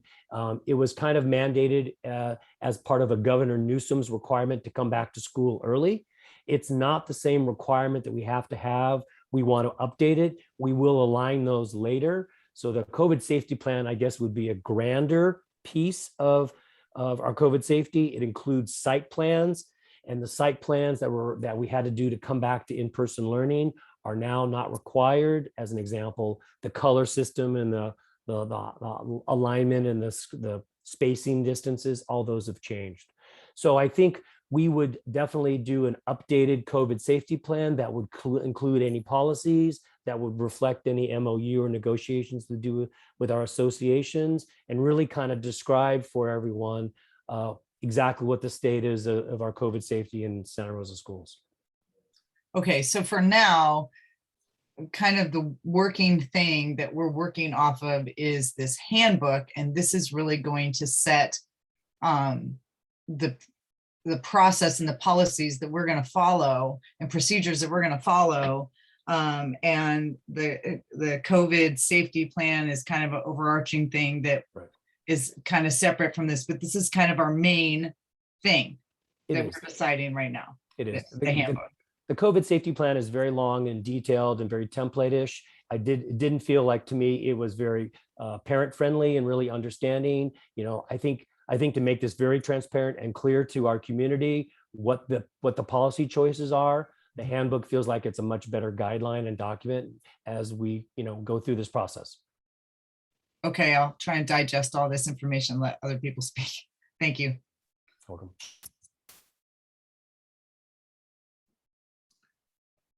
So I guess I'll just go. First of all, I just want to say that I understand the concept of the handbook, and thank you for putting that forward. Vice President McCormick asked a lot of my questions. Thank you, Jill. So I just have one thing to say. I just feel uncomfortable to approve a handbook without setting clear and concise policy ahead of time. It's like the chicken and the egg. I think this is where a lot of us are, being confused because we haven't set policy and then we are having to retract ourselves in what was written in the handbook. So that's all I'm going to say. That, and Jill and Director Manieri asked a lot of my questions that I had. So thank you both. I think we have to be really careful because policy is more staid. Policy takes longer and policy changes infrequently. We are reacting in a crisis right now, and therefore the handbook. And you remember we had many approvals of the return to school plans. Plan 1, Plan 2, Plan 3. We had many board actions on those. So this is the next iteration of COVID and the pandemic. So I get that. We're going to move on to public comment, and we have just a couple more questions, folks. Yes? Okay. Director Manieri, then Director De La Cruz, then we're going to move to public comment. And just one last question. How does all of this information and what we're talking about and deciding upon, how does this relate to ESSER funds? Or maybe the question is if this is going to be kind of our roadmap for understanding how we use ESSER funds. Thank you for the question. I know that we did provide some financial impact information. It certainly doesn't spend all of our ESSER funds. It does spend a portion, and I will hand it over to Mr. Edson for that. Thank you, Superintendent Chanel. Good evening, everyone. Yeah, great question. So based on what we determined that we're going to do with our COVID plan could impact available dollars that would be earmarked potentially for something else as we go through the budgeting process for those dollars. So that'll be the work that in part is driven from decisions made with the impacts to Santa Rosa City Schools, and then carried forward in using the remainder of the available dollars towards what we deem necessary through discussions with the board happening in October, as well as opportunities for public input, and then other identified needs for those funds. So we will have an opportunity for public to weigh in on those funds in the future. Yes, we will. Thank you.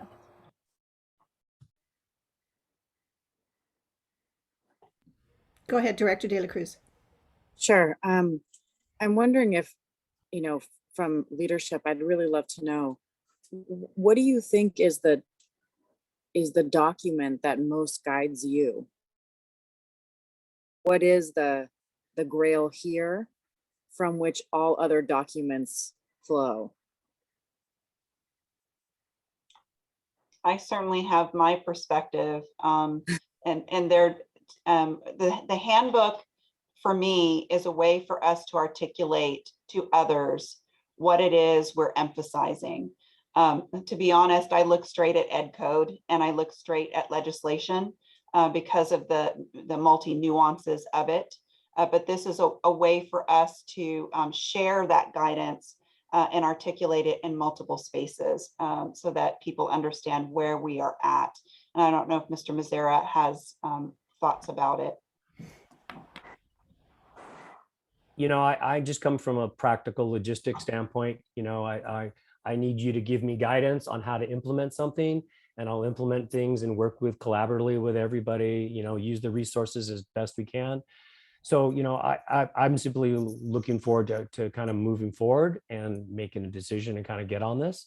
I think the only piece I would add is, as previously mentioned, I want to be cautious. I deal with staffing all the time and vacancies and things like that.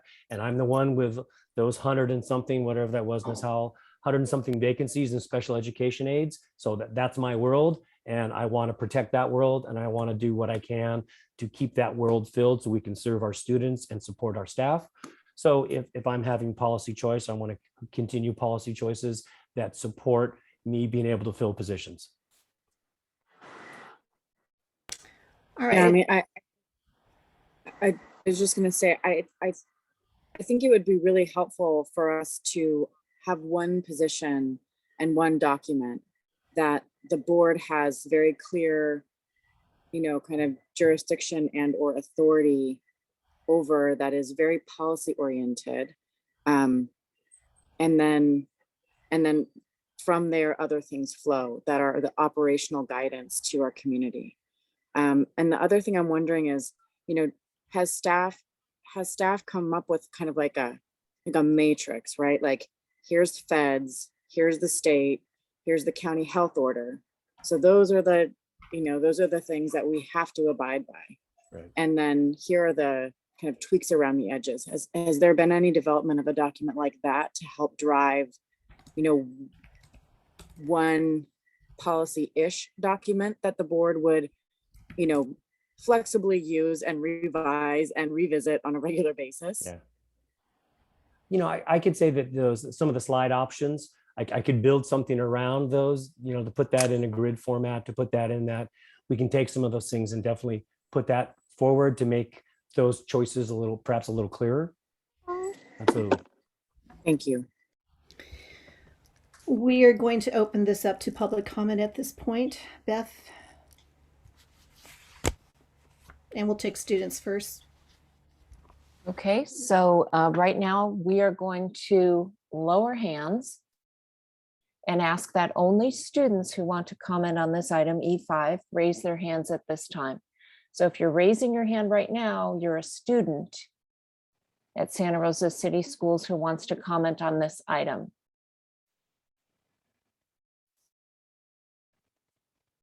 I think we're going to try it one more time.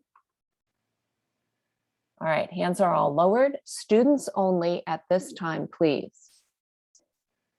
Josh Normanson. Hello, I just wanted to comment on the upcoming requirements of COVID testing, and for asymptomatic students. And as a fully vaccinated student, I personally feel that weekly COVID testing is not necessary, especially if people are asymptomatic. And if we are just wasting, well, we are kind of wasting PPE, and it's just kind of, it makes students like nervous about getting a test weekly, because if we are doing that, we're just going to put more stress on the student base, and I don't think that would be good, and it might impact their learning a little bit. But some good parts about it is that we would, I don't know if it would help with contact tracing, but it might. And I think that's a pro about it. And well, yeah, that's all I have to say. Thank you for your time.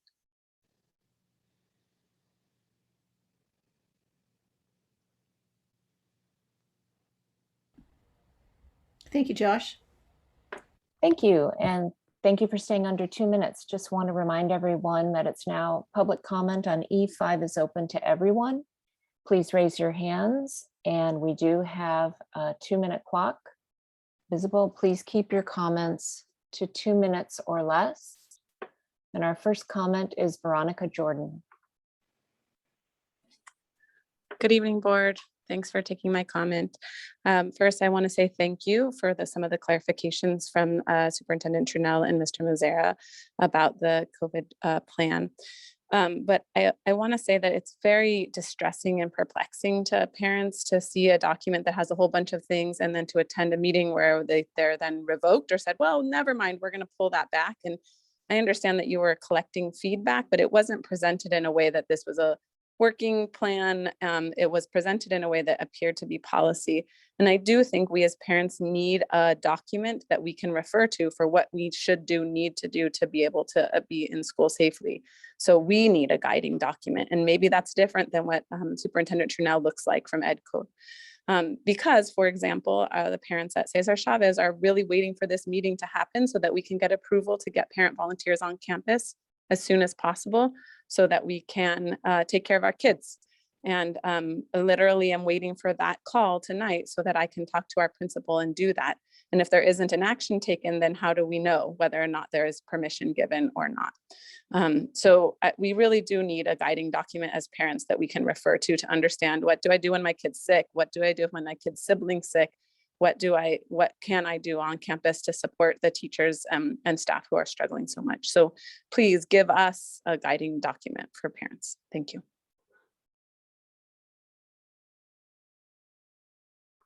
Thank you. Next is Silas Martin.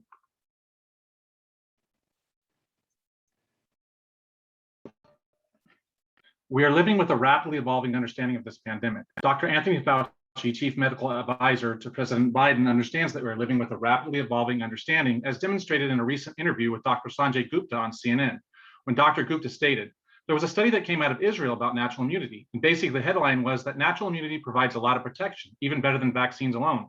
What are people to make of that? So as we talk about vaccine mandates, I get calls all the time. People say, I've already had COVID, I'm protected. And now the study says maybe even more protected than the vaccine alone. Should they also get vaccinated? Fauci responded in part, that's a really good point, Sanjay. I don't have a really firm answer for you on that. That's something that we're going to have to discuss regarding the durability of the response. So I think that is something that we need to sit down and discuss seriously, because you're very appropriately pointed out, it's an issue and there are arguments in what you said. The Israeli study Dr. Gupta refers to was also referenced in a September 15 article in the Washington Post titled "Natural Immunity to COVID is Powerful. Policymakers Seem Afraid to Say So," written by Dr. Marty McCary, a professor at the Johns Hopkins School of Medicine, who wrote, "More than 15 studies have demonstrated the power of immunity acquired by previously having the virus. A 700,000 person study from Israel 2 weeks ago found that those who had experienced prior infections were 27 times less likely to get symptomatic COVID infection than those who were vaccinated. This affirmed a June Cleveland Clinic study of healthcare workers in which none who had previously tested positive for the coronavirus got reinfected. The study authors concluded that individuals who have had SARS-CoV-2 infection are unlikely to benefit from COVID-19 vaccination. And in May, a Washington University study found that even a mild COVID infection resulted in long-lasting immunity. Following is a partial list of countries where a record of prior COVID infection is accepted as being equal to full vaccination for vaccine passports: Austria, Belgium, Denmark, Finland, France, Germany, Greece, Iceland, Ireland, Israel, Italy, Netherlands, and Norway. It is a matter of social justice that those in wealthy countries do not receive unnecessary vaccines when vulnerable populations throughout the developing world aren't being given their first dose. I encourage the Santa Rosa City School Board to recognize that we are adapting to a rapidly evolving understanding of this pandemic, accept the scientific efficacy of natural immunity, and act with wisdom when setting policy that will immeasurably affect people's lives. Thank you. Thank you. Next is Sheila Walker. Good evening, President Fong, members of the board, and Superintendent Trunell. First, I want to thank you for encouraging parents to provide feedback on the handbook. I have had to start over my comments that I wanted to give you all because you covered most of the things that I think many of us parents were concerned about.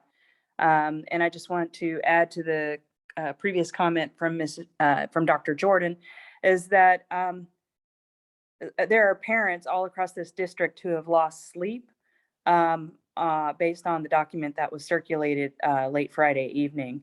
I'm so thankful. It appears to be that a lot of the things that I was concerned about look to be updated and changed. But I think it could help the parents, the staff, and also you, the board, if we could just stick to the California Department of Public Health guidelines as it relates to the openings and the safety of students.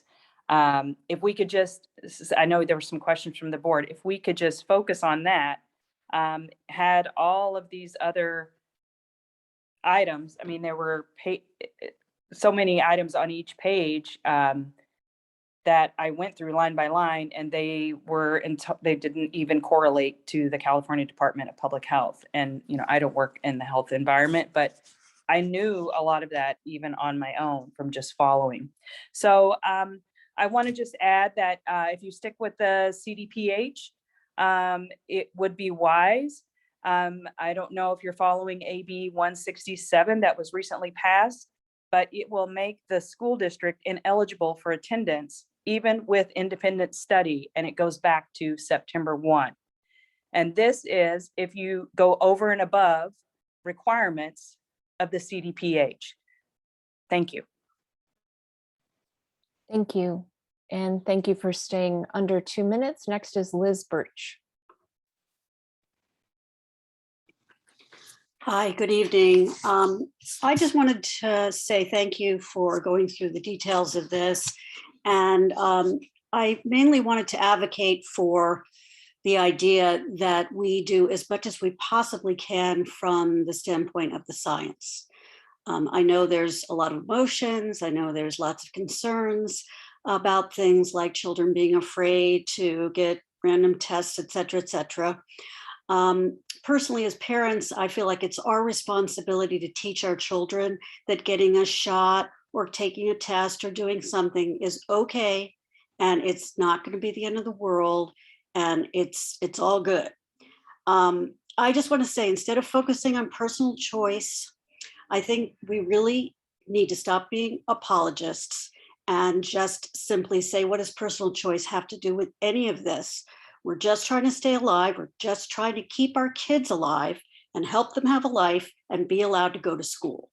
So I do not want volunteers on the school campus coming who are not vaccinated. I don't want staff or teachers who are not vaccinated. If the kids can get vaccinated, vaccinate them. It's okay. It is safe. It's safe. Please do it. That's all I have to say. Thank you. Thank you. Next is Ann Donegan.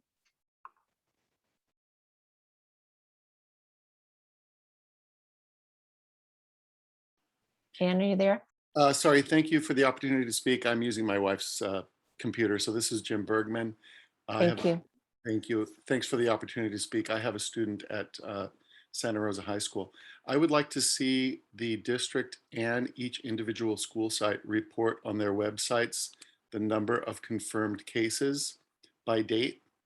I'd like to see that for two reasons. Number one, just for general information for everybody who's in the community of the schools, parents, students, faculty, staff, everybody in the community, as general trend lines for what's going on each campus.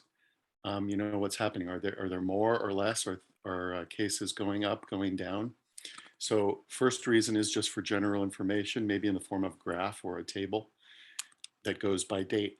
Second reason is as a check and balance on whether or not I am getting, as a parent, getting the notifications that I thought I would be getting. So in other words, now my student's been in school for about a month, a little bit more, and I haven't had any kind of notification home yet that there's been any confirmed cases in any of his classrooms. But did something fall through the cracks? You know, have I not gotten a letter that I should have gotten? How was I supposed to get notified? By written letter, paper, through the mail, or by email? So if I look on the website and I can see, oh, there's been a certain number of confirmed cases, I can start to think, well, did I not get informed of an exposure to my son? Maybe even down to the level of what room numbers were implicated. Anyway, I'd like to see some reporting on the websites of the individual school sites and on the district's website. Maybe there can be a COVID reporting tab where you can click and see the cases. Thank you. Thank you. Next is Amanda Park. Good evening. Thank you, Superintendent Chanel and President Fong. I am Amanda Park. I am the ASB advisor at Pioneer High School. And like a moron and so busy because I'm also a special ed teacher, I didn't get a chance to read the handbook until today and provide feedback. And I'm concerned that student activities, dances, other school events are being treated unfairly compared to sporting events. For example, my students at homecoming dance will be on the same football field as the players, but my attendance is limited. They have to wear masks and I can't serve food. However, the night before at the game, there's no indication that there will be limiting of spectators, that their masks are strongly recommended but not required, and that the snack bar will be open for food. There just seems to be some inequities. I also, throughout the course of this meeting, have made some notes that the handbook is not policy but administrative regulations. What if my principal chooses to enforce this handbook differently than, say, Dr. Clishold at Santa Rosa High School? Other things that were not in there that have been mandated, quote unquote, are things like guests for dances, but it's not part of the handbook. Proof of vaccination or negative tests are not part of the handbook. No vaccines or negative tests for spectators, but possibly my dance attendees. No vaccine or negative test for one-off meetings like 504 or IEPs, but not sports spectators. So these are just a few of the things that I've noticed, and I thank you so much for listening to me. And thank you for keeping those comments to 2 minutes or less. Next is Shelby. Shelby, could you please state your full name for the record? Hi, my name is Shelby Pryor.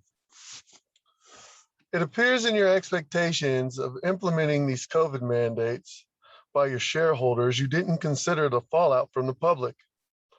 Since we know as the public, the minimum CDC and FDA requirements, we are aware what we have to comply to.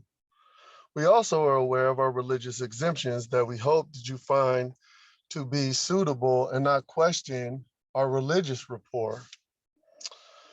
We cannot find ourselves in this echo chamber that's going to continue to reverberate through the entire system when you find yourself in litigation like LA County from enforcing and mandating things that you have no business inserting yourself in, such as people's health. I'm actually a fit, active member in the community. I can see you on the other end, you can't see me. Based on some of the members there, I don't think that you're in the best position to mandate anybody's current health whatsoever. I don't feel comfortable with that idea at all.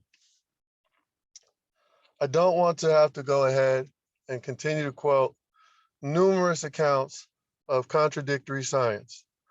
The truth is, people who are vaccinated or unvaccinated can still get the virus. We can choose to be a part of this and have our health. You can choose to go ahead and do the right thing. I don't want to have to activate myself in my role as a leader activist, but I will take the necessary steps if you overstep your bounds and organize and go ahead and rally. Thank you for your time. Thank you. Next is Donna Prack.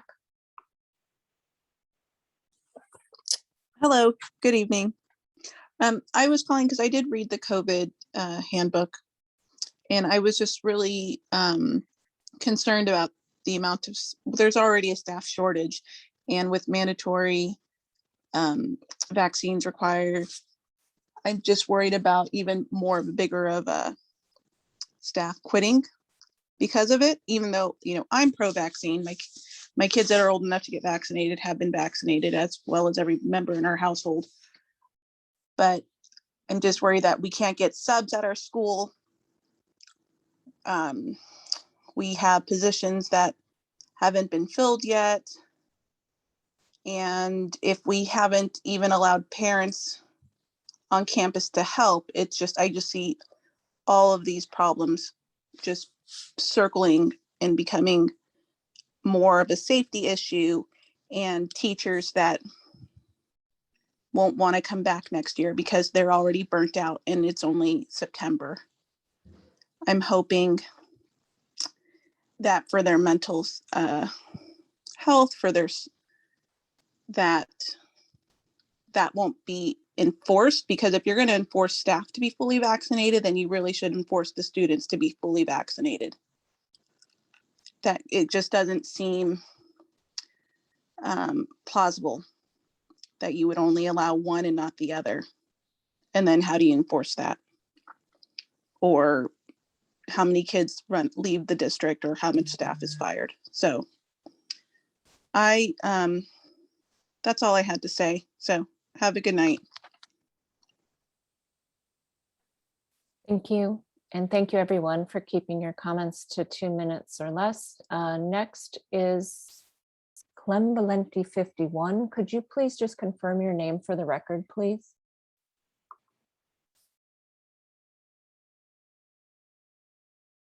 Here we go. Hi. So I'm a mom. Could you confirm your name for the record, please? Clementina Acosta Valenti. Thank you very much. And so I'm a mom, and I'm also one of your substitutes. And just like the lady, I didn't catch her name beforehand, you are short-staffed. I'm one of the people who has been trying to work. I'm not anti-vaccine. I'm one of the people who fall in the middle for health reasons. I've been trying to get the second one, and for health reasons, I can't. So it's stopping me from being able to always work. So that is one thing that you need to start considering. It's, you know, and I feel bad for the kids. Another thing that I just want to point out is, as a parent, on my parent hat, I really want you guys to, I would really wish you would put something as policy. There's teachers who are scaring our children. They're putting out misinformation about the virus. I really think as a community, we need to be very truthful with real scientific numbers. with why we are making these decisions. It can't just be, well, because we're taking somebody's advice. Put the numbers out there so people really know what they are. And our kids don't think that if they catch it, they're going to die or end up in the hospital, which is a lie. And you have teachers saying this to children. That's not okay. I'm not going to out anybody, but you have a good proportion of them. Like this lady saying, oh, if somebody's unvaccinated, I don't want them around. Well, vaccinated people spread the virus just as well. If you're unvaccinated, the only person you're going to put at risk is yourself, not anybody else.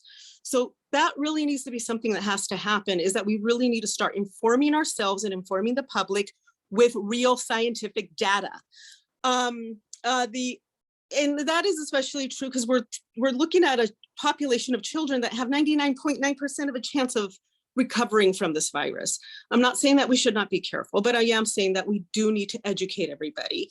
And I don't want to go over. And really quick, thank you. Thank you, but that was time, and we do have others who want to comment. Andrea Rojas is next.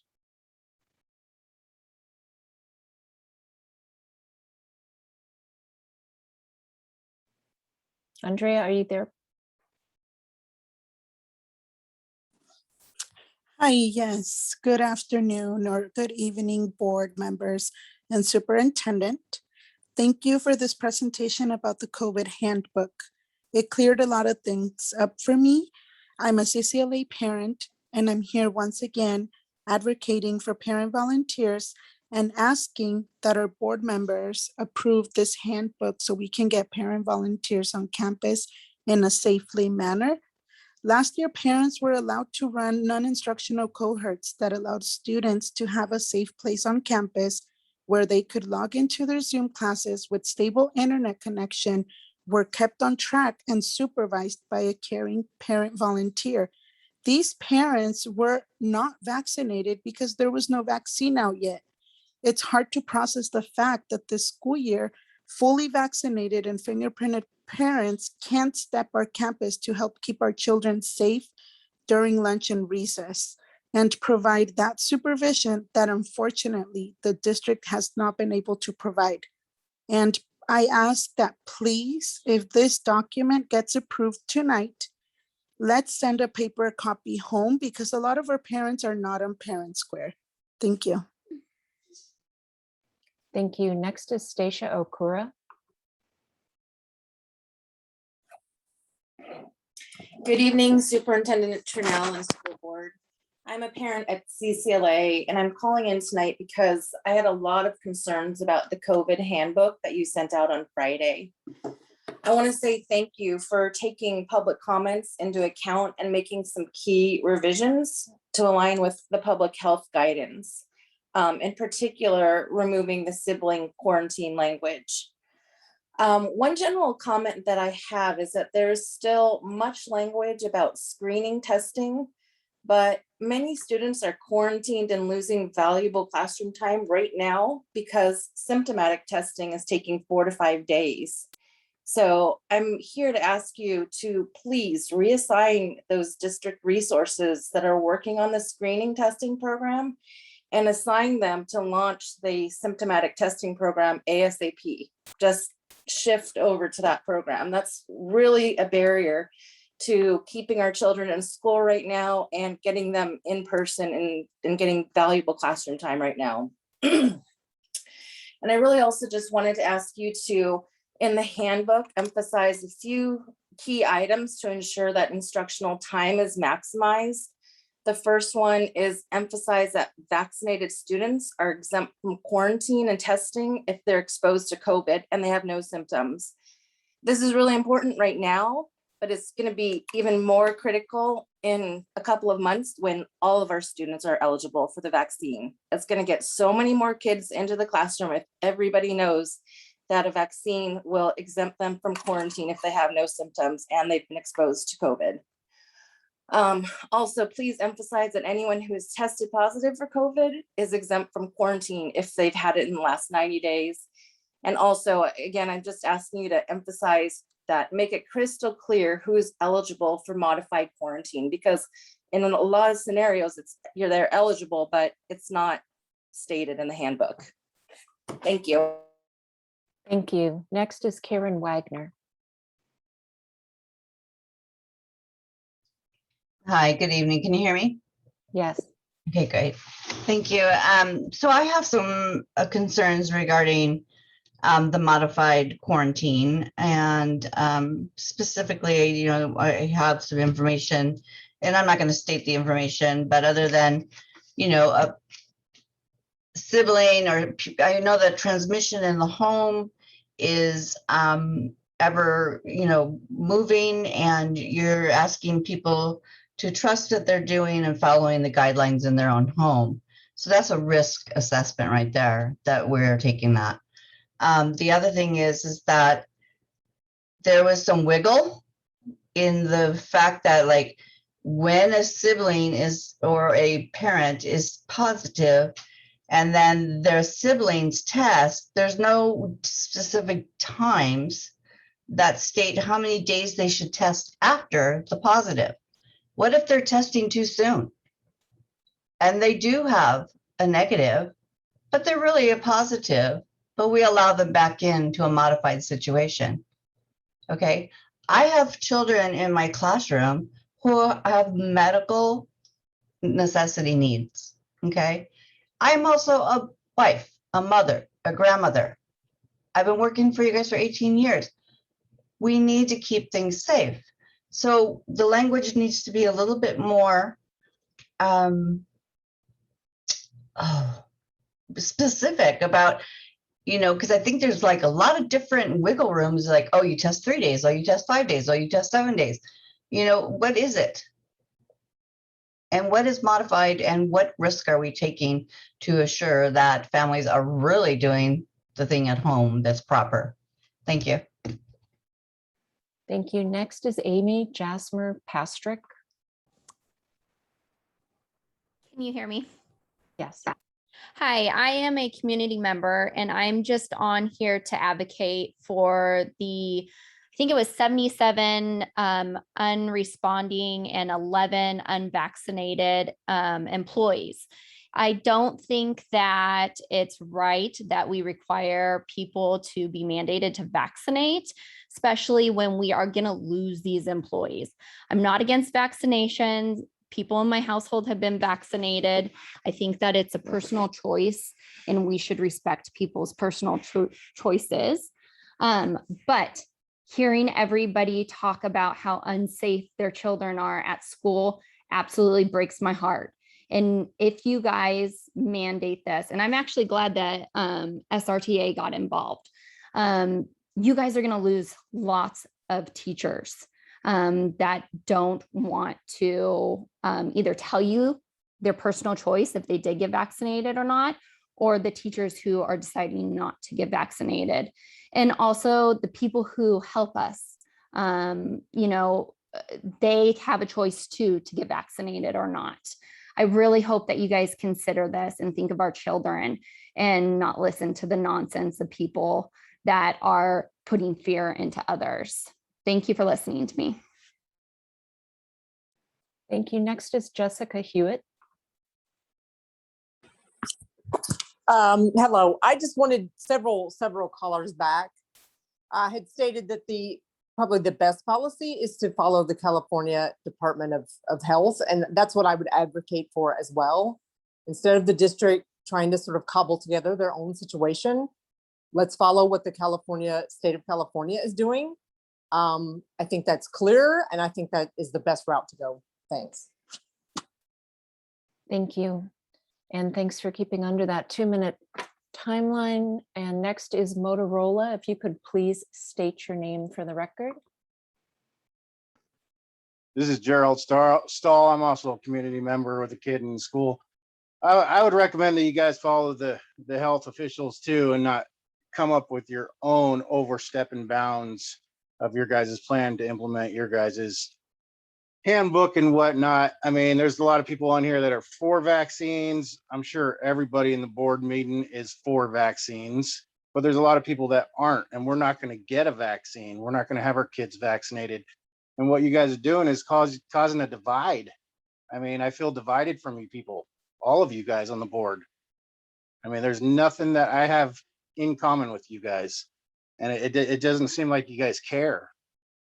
So I would recommend that you guys follow the health officials and just do away with this handbook. Thanks. Thank you. And next is John Navarro. But could you please confirm if your name is John Navarro? Yes, it is. Thank you. I just want to say thank you to the district and the board for letting us speak tonight. Thank you to the district for cleaning up a lot of the language. You guys definitely heard a lot of the feedback. That was great. I just want to maybe speak to the board, maybe just everyone in the community. Sometimes we want to go above and beyond. Sometimes we feel like we can do more, but really we need to start listening to our public health officials and looking at our state guidance when we're asking things of others. And, especially when we're setting board policy, we want to make sure that any steps that we take don't jeopardize funding, don't cause damage to the community or to the financial health of the district or enrollment numbers. There's so many different reasons why we want to be very, very judicious about setting policy. Going to that, there's some things that are required, some things that are mandated, some things are just recommendations. It gets very muddled and confusing. I'm sure all you guys are having a little bit of a hard time keeping up. I know I am. One of the things I want to speak to is the asymptomatic testing of the vaccinated staff. Dr. Mays clearly stated that they weren't recommending it. I don't think you guys should spend resources on it at this time. And also, speaking of resources, it sounds like staff is burnt out, staff has low numbers. We want to consider that when we start thinking about the student surveillance. Now, that was a recommendation by the health department, but she did give us a big carve out saying as resources allowed. So we want to make sure that, do we actually have the resources to start surveilling our students? It sounds like we're pretty limited. And last item, please start ordering rapid tests. Thank you. Thank you. And next is Craig. Craig, could you please state your full name for the record? Can you hear me? Yes, and your full name, please. My name is Craig Stamler. I actually am a Pryor resident of Santa Rosa prior to losing my house in the 2017 fires. I actually have moved away into a different state, but I am speaking on behalf of friends and family that still live in the community, a community that I support, and that was really there for me in 2017 when the pandemic was really happening and people's lives were really being affected. And what we see here today, and I want to address each single one of you, because as I look at you guys, I think that you guys don't care. Especially you, Mr. Mike Shepard. You're not even looking at the camera. You're doing something else. Thank you, Jill, for paying attention. Thank you, Steve, for paying attention. Dr. Armstrong as well. There are some of us that are actually caring about the comments that people are making, but there are some of you that basically just go about this conversation as if it's just another thing you got to do. And I think it's important that you listen to what the people are saying, the community, the people that employ you. Remember that we here, the community, will stick together and fight back against any bureaucracy that is happening. And I think that you guys should vote. It's the board here that is going to vote for thousands of people's lives that you guys have in your hands. You have to do the right thing. Look within yourselves and tell yourself, is this right? What I'm doing, what I am promoting, what I am pushing for the children's sake. Look in the mirror. When you sleep at night, do you feel good about what you're doing? Or in your heart, does it tell you that maybe this isn't the right thing to do? Because eventually, when we look back, that's all we can do. And we can tell this story in the history books that you guys teach. But which story are we going to tell? The story that we stood up for our country and America, for our freedom? I've had to move out of state because I can't believe the bureaucracy in California. You move to Idaho, where I live now today, and you will see that there is none of this happening. Thank you for the. Thank you. And Mr. Stamler, I thought you were finished. Next is Jay Willis. And would you please state your first name for the record, Jay Willis? Yes, Jay Willis is for John Willis. Can you guys hear me okay? Yes, we can. Thank you. Awesome. I appreciate the time to speak tonight. Yeah, I just wanted to kind of reiterate and get behind the point that I think it's a good idea to keep the testing option open for teachers. It seems like quite evident, it'd be like kind of the nail in the coffin to take away that option. I think it's very underreported for the survey of a lot of teachers and volunteer people that just wouldn't show up. And it seems we have a shortage already. It would be quite detrimental to lose talented, accredited staff and volunteers that our students desperately need right now. And so you have to figure the teacher in the situation that whether they're pro-vax or not pro-vax, they could have natural immunity. And we're not even allowing them to stay on campus if they aren't vaccinated. And it seems like natural immunity would be the pole position from a health perspective. I don't know why that's not being acknowledged at all. Once again, at all. It's very bizarre. I would like to take a step further with, going by the CDPH. I would say, no, I don't go with the CDPH. I think they're completely bizarre as well. They don't have any science behind kids wearing masks indoors or outdoors. There's no statistical data thus far for the vaccine being helpful for any kids or any adults. So I would say stand up for our children and say no to the CDPH. It's completely ridiculous. If no one's going to say that, I will. But appreciate your time. Please listen to the parents. You guys are trying to get into our homes a little bit too much here. We respect you for all your time. Thank you. Thank you. Next is Alexis Rose Sullins. Hi, board members. This is the first time I've ever participated in a board meeting, let alone speak. So bear with me as I am a little nervous. I am a school-based therapist at 3 different school sites in Santa Rosa City Schools. I am seeing these students needing us now more than ever. I am feeling torn, hearing this divide becoming so, I see the trickle down, right? Like I'm in front of them with tears in their eyes, not feeling safe to connect. They're hungry for physical touch, they're hungry for feeling like they have friends, like they can't even see each other's faces. I think we've gotten so far away from what it means to be human that we're forgetting how we got here. And I think safety is important. I see you guys on the board, and I know some of you are maybe looking down and taking notes. And I understand that there's different ways we participate in our advocacy. And I want to acknowledge that. And I know there are shortages happening because I, as a school therapist, jumped inside of a fight the other day. That is not my role. That is not what I am on campuses to do. And that was what the students were dealing with.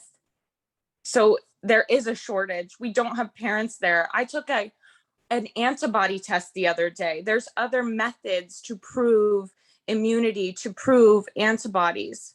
There's other methods here to health.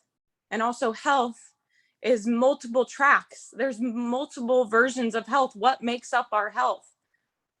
I think we really need to connect with the community. I think it was a valid point that you guys can't see us, but we can see you. I think that's a really valid point. Thank you so much for your time. Thank you. And thank you for remaining in that 2-minute timeline. Next is Alistair Hay. Hey, I'm Alistair, a student at the school, and I would like just to mention something briefly about the people who talk about natural immunity. I've looked into it, and in case people who talk about natural immunity are interested, it is less effective than getting the vaccine and it doesn't last as long. And I can say from experience that I got COVID before vaccines were available. I got the vaccine, no side effects, and now I know I'm safe and don't have a ticking time bomb where I will suddenly become immune to COVID again. I mean, not immune to COVID again. Well, I thank you for the meeting and have a good night. Thank you. Next is Chris Turner. Double checking the sound here. Can you hear me? Yes, we can. Okay, thank you. Yeah, I have probably a lot to say, but I want to keep it simple. I know this has been a long night for all of you, and I see the work you're doing because I feel like I'm doing the same work behind the scenes as a community member. I've lived here in Sonoma County all my life and have friends and family with children in the schools. And I've been a historian of sorts. Jill McCormick, you might remember me. I'm Lorraine Turner from the 99 era. So we had a lot of fun in high school, and I look back at those days, and my son is now in high school, and I just wish he could have the kind of fun we had. And I think with the counselor who spoke, you know, she's really got a point. These kids are suffering. You guys probably see it yourselves, and a lot is on your shoulders. So I want to give you the support that I do believe you're there for the right reasons. I don't know if everybody in the community has a chance to do as much work as it's going to take to figure this all out. And we're going to have to do it together. So I've been doing a lot of research myself, and I tried to find out what this ESSER plan looks like. And I read the 78 pages of documentation of what a school has to contribute to the state of California for their plan. I did understand clearly that you are, of course, required to take the public input. So I appreciate that you're doing that. I like that on your homepage, you did change something today, which looks like you took over the Florida plan. And I saw you outlining that earlier to change maybe the requirements for testing and the quarantine. So that seems a little bit lighter on the kids, you know, giving them a chance to be at school if the conditions are right for them. I have watched a few of the senators have town halls, and Tony Thurmond came on a few months back, and somebody asked about masks, and he did mention that the kids would be masked until everybody was able to get vaccinated from 12 and under. And I just have to, that needs to be a warning for you all to look out for, because if at the end of October, that becomes possible, and for some reason they decide to make that a mandate on the children, you know, with the stress that the kids have already been under, putting them into an experiment like that. And I know some people might not consider it an experiment, but I think we all understand that there's a lot of unknowns. I follow. Ms. Turner, I apologize, but I was trying to let you finish your sentence, but you did go over the 2 minutes, and we do have other people that want to comment here. Next is Andrea. And Andrea, could you please state your full name for the record? Yeah, Andrea Cordarolo. Good evening. You're welcome. Good evening, President Fong and school board members. I wasn't sure, I didn't read anything in the handbook, but regarding what about our current COVID cases to date? Is anybody taking that into consideration? Are any of the school board members tracking the case counts daily in our county?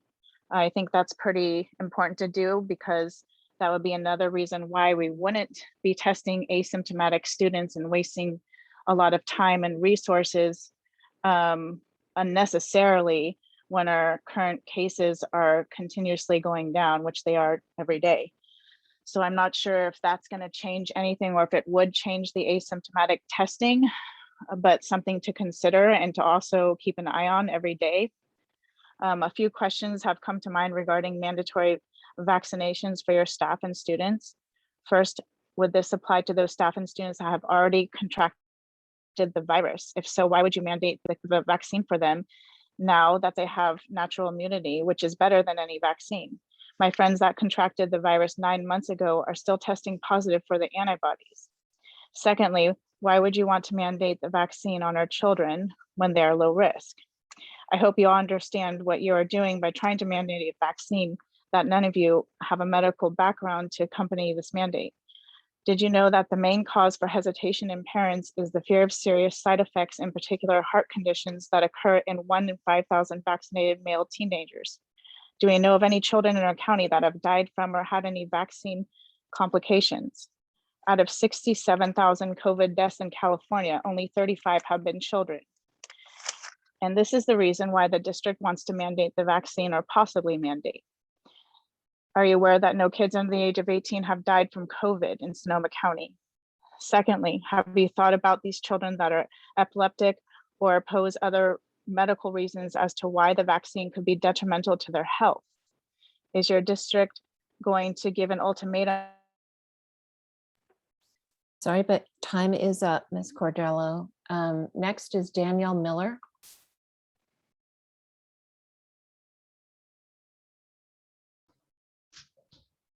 Hello, can you hear me?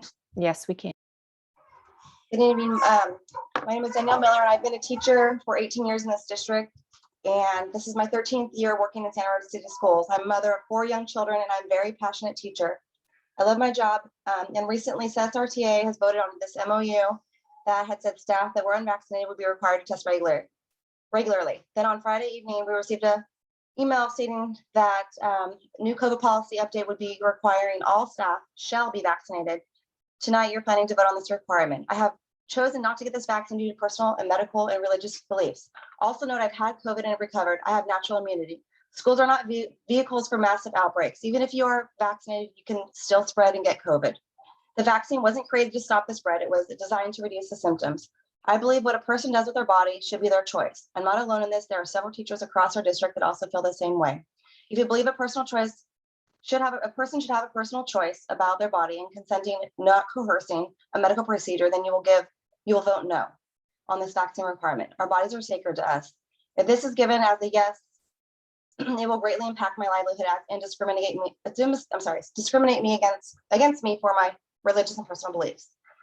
Also consider the impact that this would have on our already impacted inability to fill teaching positions. I strongly encourage you to look at the OpenVAERS website, as it stands for COVID Vaccine Adverse Event Reports. Also note that in this you will find that there have been 14,925 deaths because of these vaccinations. Over 60,000 hospitalizations from this vaccinations. This is all readily available to you, including heart attacks, 5,765 heart attacks. You can go on there and check it out and do some research. So are you willing to assume liability for a death or adverse reaction to one of these vaccines if you were to enforce it? By mandating a vaccine for a virus over a 99.75 recovery rate with the vaccine itself poses a risk. I should be allowed to do my own risk assessment for my healthcare decision. I hope you take all of this into consideration, as it will impact the future of not only my children's lives, but my students and their families as well. Thank you. Thank you. Next is Jamie McKenna.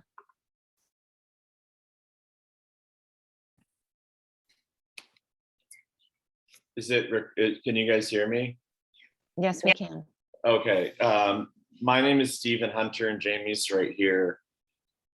We missed a large portion of this meeting, but we are thankful that we get a little bit of time to speak. I would just like to say that our family all got COVID.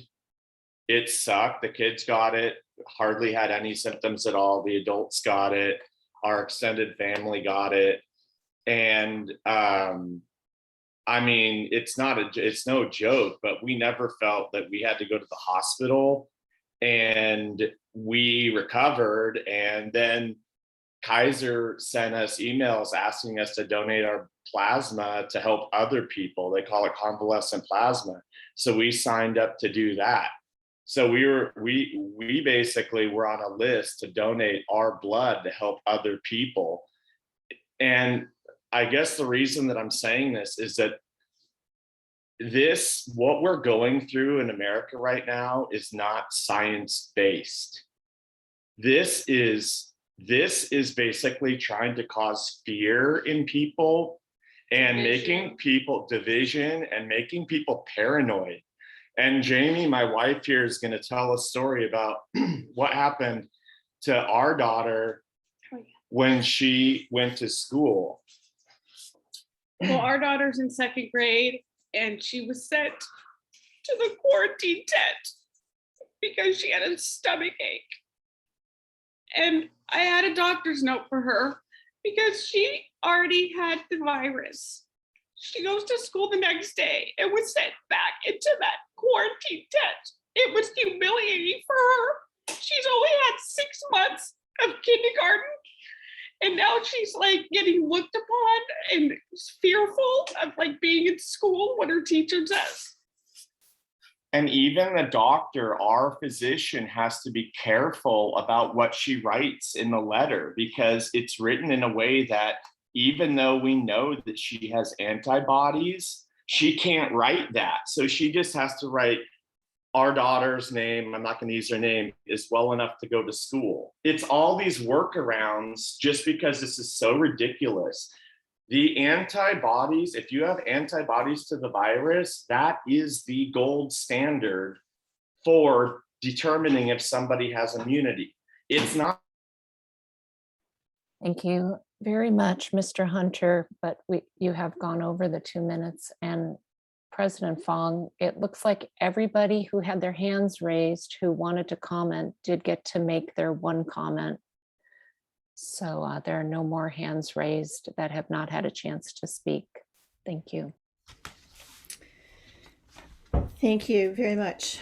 Thank you to everybody who took the time to be here with us and to give us your comments. We do appreciate it. All right, board, we are open for discussion, and there are many, many moving parts to this handbook. So, and we're going to move this along, folks. So please watch your airtime, make your points, and we'll start with Vice President McCormick.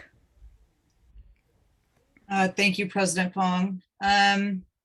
Okay, first of all, I want to start with saying I care. We care, or else we wouldn't be here tonight. So I just want to say that out loud. Number two, I'm really happy to hear that of the staff and faculty that have reported that we are at 82.3% fully vaccinated. I think that's fantastic. I want to see that number go up. But I'm glad that's the number we have so far to work with.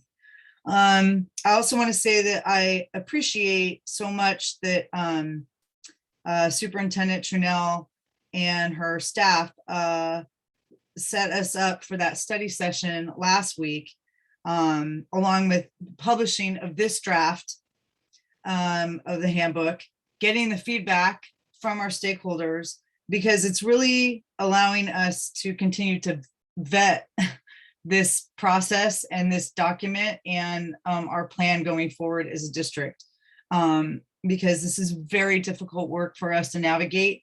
And so I appreciate it, because I feel like every time we're dealing with it, we're getting closer and closer to making decisions that work the best with the information that we have for our district. I just want to go through the key points in this handbook, the draft of the handbook, that and just kind of go the ones that we are kind of I think the push point issues, and just give a really brief statement on where I stand on them. First of all, I like the modified quarantine, the changes, and moving towards that. I think that makes more sense, and anything that we can do to keep our students in school safely, we should do that. I still agree that we should keep the masks outdoor as a strongly recommend, and educate towards that, but not a hard mandate. I feel like we are not in a position as of right now, and that could change with state policy, but we're not in a position right now to require that all of our students be vaccinated.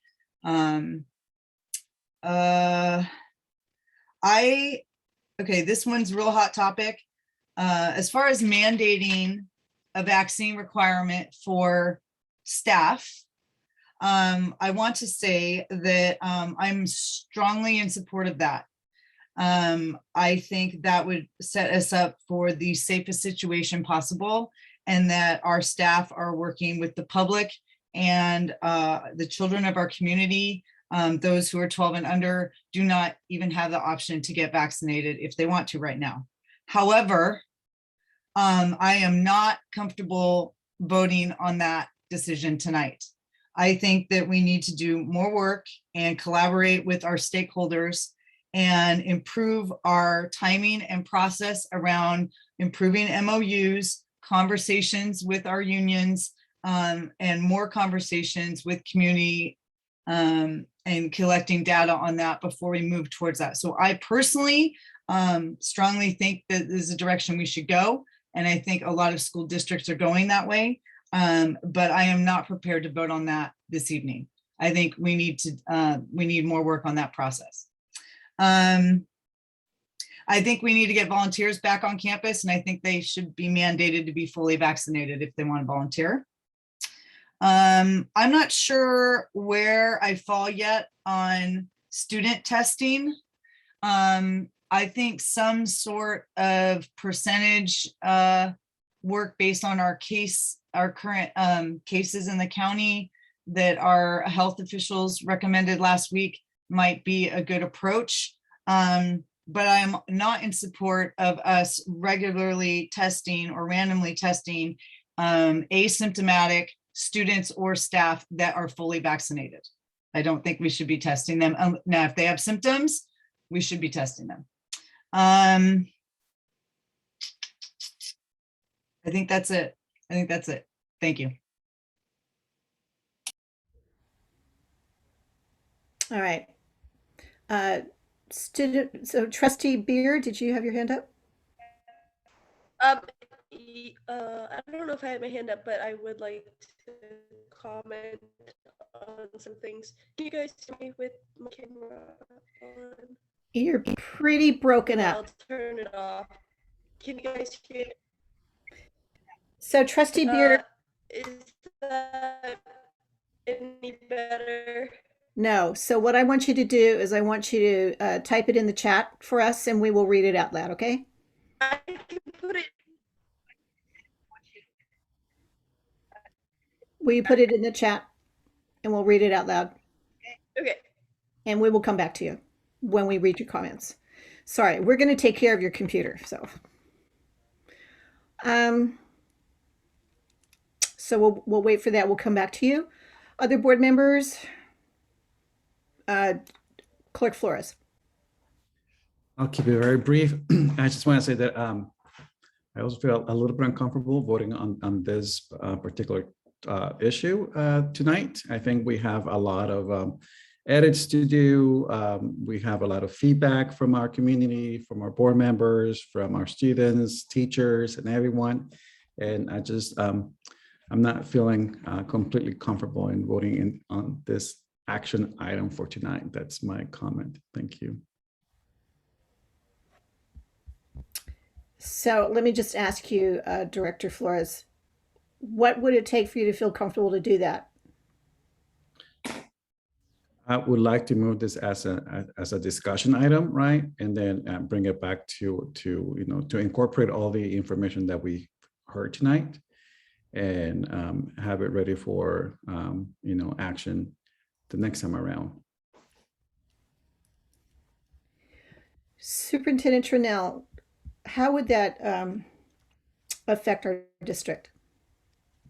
So what would happen is if the board chose to defer to a future meeting, the county guidelines and state guidelines would take precedent for now. And what that would mean is starting next week, for example, anyone who either did not get fully vaccinated or declined to state or did not respond to the survey or indicated that they are unvaccinated, they would begin the process of weekly testing in the district. And unless the board took action that is contrary to that, that would be our process moving forward. As an example. Director De La Cruz. Thanks, President Fong.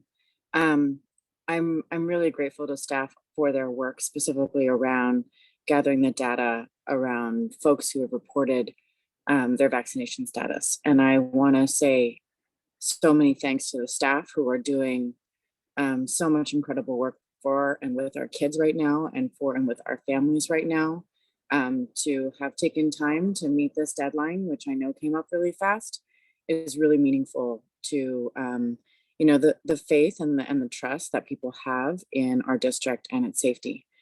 So many thanks for people for reporting, and for those of you who haven't yet, please do. That information really helps us be data driven in our decision making as a board and as a community, and transparent in ways that help also kind of draw the connections between what it is that we do and why. I'm going to march through kind of different options that we have as a board right now, but I think as an overarching comment, I do want to say that I don't think that a handbook is the best place to make policy. I really see the handbook as being operational, kind of like good plain English speaking to our parents and our kids and our staff around how we're operationalizing policy. And I would really like us to consider some combination of, a standalone board policy with the MOU as being the place where we memorialize any policy actions that we take above and beyond what federal, state, and local requirements are. And so I really, I think that clarity is really important for our community to understand what things we have absolutely no control over that are coming down from higher levels of government than we are. And then what are the additional things that we're doing to take specific precautions because of the conditions in our local community, because of, certain, right? I mean, there's things that make us different from another state, another county, even another area in Sonoma County. So I think that's the kind of document, that's the kind of board policy that I would really love to see us kind of work on and vote on and share with our community. Student testing, I concur with Director McCormick. I really like the idea of testing specifically on vaccinated kids, some small percentage. I also really want to acknowledge the capacity limits that we have as staff right now. And that feels so much more important to me than kind of a mandatory testing process right now, especially given student body and especially in the older kids. I also am not necessarily supportive of mandatory student vaccinations. I feel like we have to make a lot more space for kids given the emergency authorization of some forms of this vaccine still, and that not everybody has access to the Pfizer vaccine at this point. So I'm okay with a strong encouragement to be vaccinated as soon as you're eligible. Staff testing, I feel like, again, I'm in line with Director McCormick, and what drives me again is our capacity as staff to handle these additional requirements that take us outside of our primary responsibilities to educate. I still really do think that some basic level of random testing is going to be important as a screening mechanism to let us know how it is that we're doing in comparison to both the past, right? To set some form of baseline that allow us to understand how we're doing over time, how we're doing in comparison to other districts, etc. Staff vaccine. I like Director McCormick, I'm in support of a vaccine mandate. I think there's also a mandate which makes exceptions available to people who really have religious or health reasons for not being vaccinated. And that's what our laws provide in this country for lots of other vaccines that we've also mandated for people to receive in order to teach and to be in such close contact with kids, especially those who are most vulnerable. So I would really love, as I mentioned, just to see some of these places where we have gone either above certain requirements which already exist that again are outside of our control, and that make it really clear to our community those things that we're doing that rise above those floors that we did not set. And I understand how, sorry, helicopter, fire season. I understand how scary and how much conflicting information there may feel like there is out there. And I want to keep directing people to trusted medical experts, your own doctors, the doctors who have come many times to our board to help us understand best practices. And many thanks to the county's public health for really providing some very clear guidance, I feel like, last week that helped me come to some of these recommendations tonight. Thanks. I'm going to read Board Member Beard's comments in the chat. From the information I've gathered, my reports are related to what one of the public comments said about informing parents and when there are COVID cases in students' classes. I do think that it would be premature to vote on mandating student vaccinations. As for testing, I think we would face resistance to randomly testing all students, but it is more reasonable to start off with testing students in the classes of recently infected students.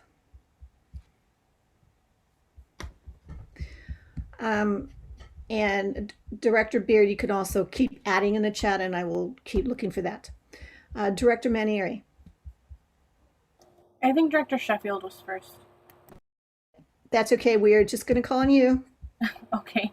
I don't want to repeat a lot of what was said, but I do want to add my voice to much of what Director McCormick and Director De La Cruz shared as being recommendations or just stances. So, well, first I want to say thank you to the staff. I feel like there was a really big difference in the way that I'm feeling right now during this discussion, and just how I feel like the work that's been done over the last six days, which is really not a lot of time to do this much work, made a really big difference. So I just want to thank you for all of that. And I apologize. I'm still trying to process a lot of this. So I'm just going to kind of piggyback off of some comments that were already made. I'm definitely in support of the revisions that Director Mazzara outlined in the presentation, just around modified quarantine and language that just needed to be updated. So thank you for that. I'm in support of that. I also agree that right now we still need to do more work toward understanding what a vaccine mandate for students would look like in our district. I am also supportive of a vaccine mandate for staff, and understand that there might be some work that needs to be done there, but I am still very supportive of that. Definitely we need volunteers, and I appreciate everyone who's come out and continue to advocate for that. And I think that needs to happen with safety measures in place. So what we've already outlined as far as vaccines and other kinds of requirements. And I agree that I have to be honest, I'm still a bit on the fence with the asymptomatic or the testing of asymptomatic students and staff. I do really think that we don't have enough data locally and within our district and within our sites to be making informed decisions. And I feel like the only way we're going to get that data is to do some testing, at least for some time, like Director De La Cruz said, to get a baseline. I don't feel comfortable relying on county-wide data. County-wide data says that 70% or higher of our population has been vaccinated, but when I look at, like, by census tract, my own neighborhood, I'm under 60% vaccinated in my neighborhood. And so that reminds me that what we're looking at countywide is not equitable when we're making these kinds of decisions. So I do think that we need to gather some data at a more local level, at a smaller level, to make these informed decisions. And I think that was all. Yeah, that's all. Thank you. Thank you, Director. Director Sheffield. Well, I want to first of all say how thankful and grateful I am to the staff and for the families that have given feedback for us to get to where we are right now. The feedback and the recommendations, some are very similar to my colleagues on the board, and then some differences and things I do want to point out. I do support the modified quarantine proposal. I also support the removal of language around sibling household members not exhibiting symptoms if they are vaccinated. We stressed that. Offering symptomatic testing within the district so that kids can be back in school faster, and that is again an offering. I do support fully vaccinated volunteers. After hearing from so many parents that are eager to be on campus to volunteer, I want to believe that we have enough people willing to take on the extra safety precautions to be vaccinated. Unfortunately, teachers and subs are in high demand and short supply right now, and this is everywhere. My brother's principal up in the North State, he's in a classroom every day because they just don't have enough subs in like a 4-county area to fill these positions. But I want to say that we're stuck in an unfortunate position where we need to take measures to keep schools open and to keep our kids in the classroom and to satisfy parents and families and let them know that we are doing everything we can to keep our students safe and their kids safe. I do support masks outdoor as a strongly recommended piece of language. On staff vaccinations and testing, I want to say this, and I say it, I've given a whole lot of thought about this, and that California was the first state to mandate vaccines or testing for all teachers and school employees, and that this was the first mandate into effect. So we don't really know what the results might be that come from it. I think that our reasoning behind going beyond state and county recommendations is definitely grounded in science and based on our intent to keep our kids and staff safe. But I'm going to say, and this is from a policy perspective, because I have seen it before, that I'm a little worried about us getting ahead of ourselves, making more work for our staff and creating confusion and unnecessary layering, which sometimes happens when our intentions are good to go above and beyond for all the right reasons, but then to turn around and have a shift in policy at a higher level where we have no control over it. I want to say again, speaking specifically to the mandate, it's really not in effect yet. So we don't have anything to measure. We don't know what results we might get, whether it's from weekly testing or from vaccines. And I don't at all contradict the science behind everyone being vaccinated. I believe truly without a doubt, it's the safest way to go. I'd personally like to see everyone vaccinated, but apparently not everyone is of the same thinking as we are on this issue. I would sleep better at night knowing that all staff are vaccinated, but I don't fully disagree with the notion of all-out vaccinations. But I just worry about us getting ahead of the state on something like this. But I'll stop there. That being said, everyone get vaccinated. I'll stop talking. Okay. I don't see Ever's hand up or Omar's hand up. Am I missing it? Yeah, Director Medina's hand's up. Sorry, Director Medina. Yeah, so my question is more around, I believe Dr. De La Cruz brought up the issue of policy versus, this being a handbook.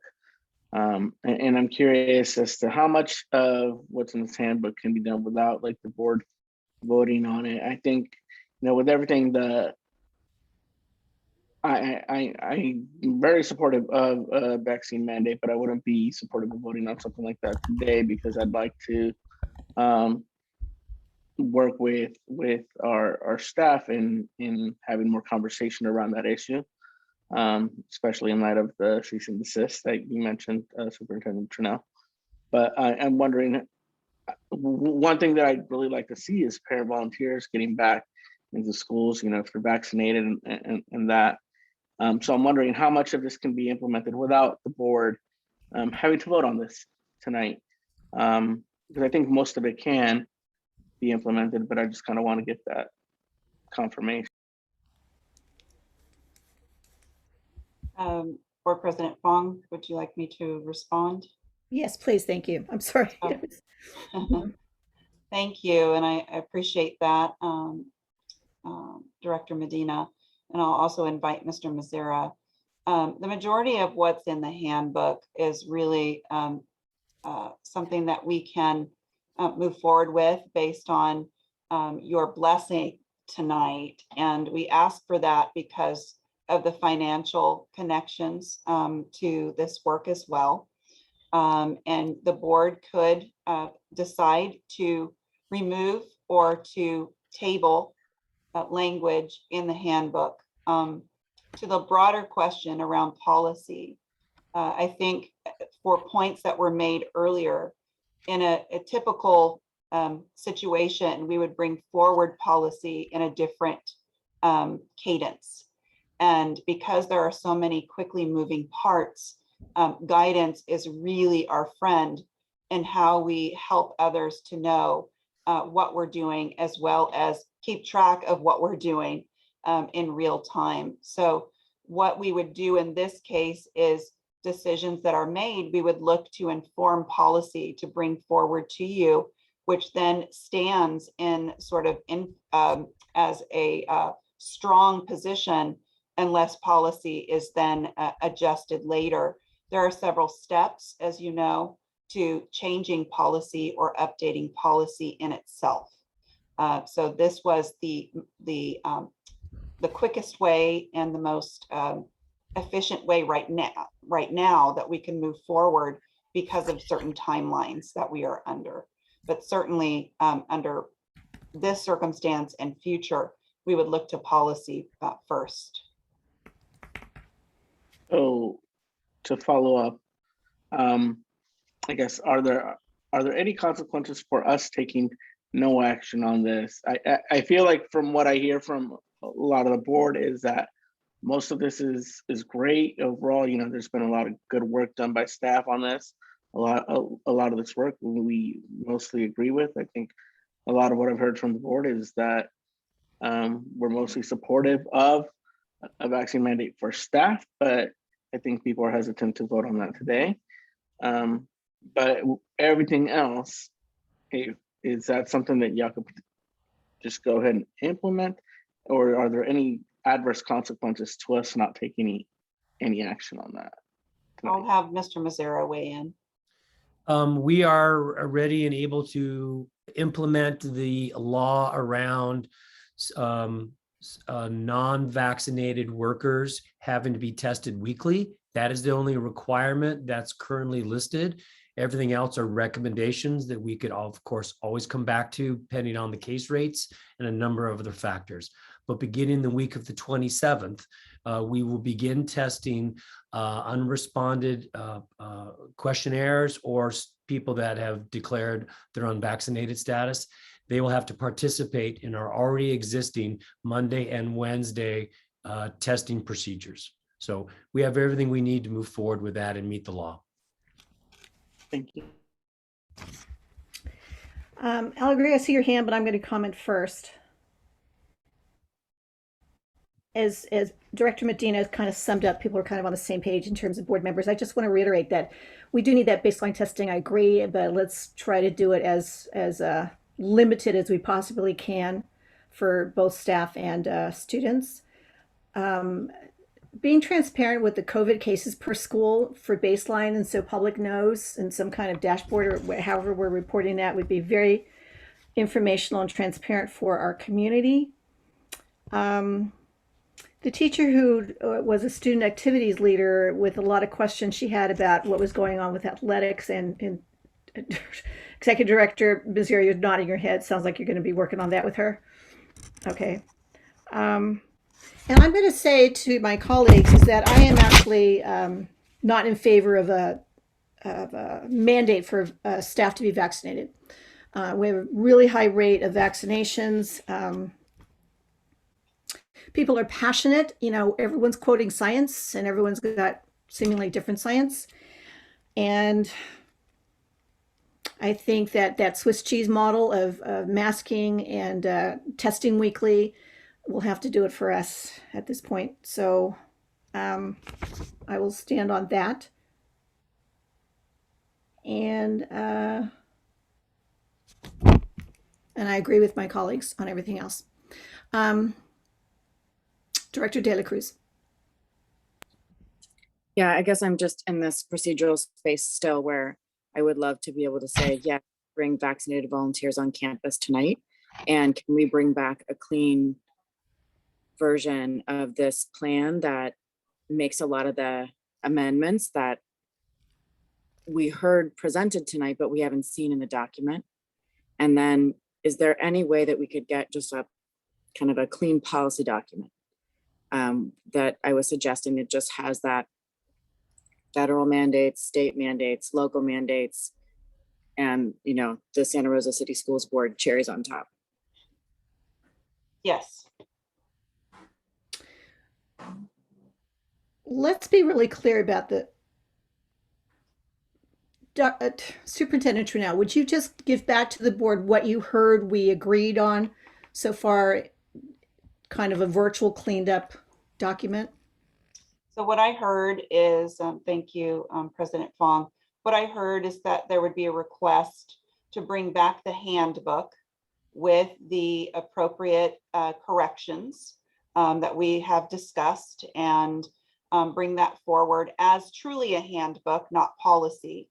In addition, to bring forward, and I believe this would be Board Policy 0470, with any additions, please correct me, Mr. Mazzara, but with any additions to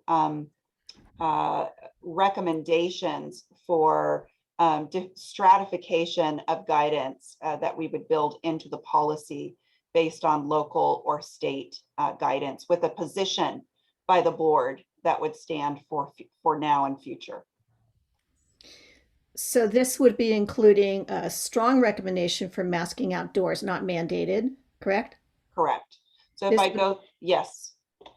So if I go through those things, what I'm hearing is for masking that we would maintain the strongly recommend for outdoor masking. What I'm hearing is that for student testing, that it would be by consent of parents, and that we would do a percentage of students.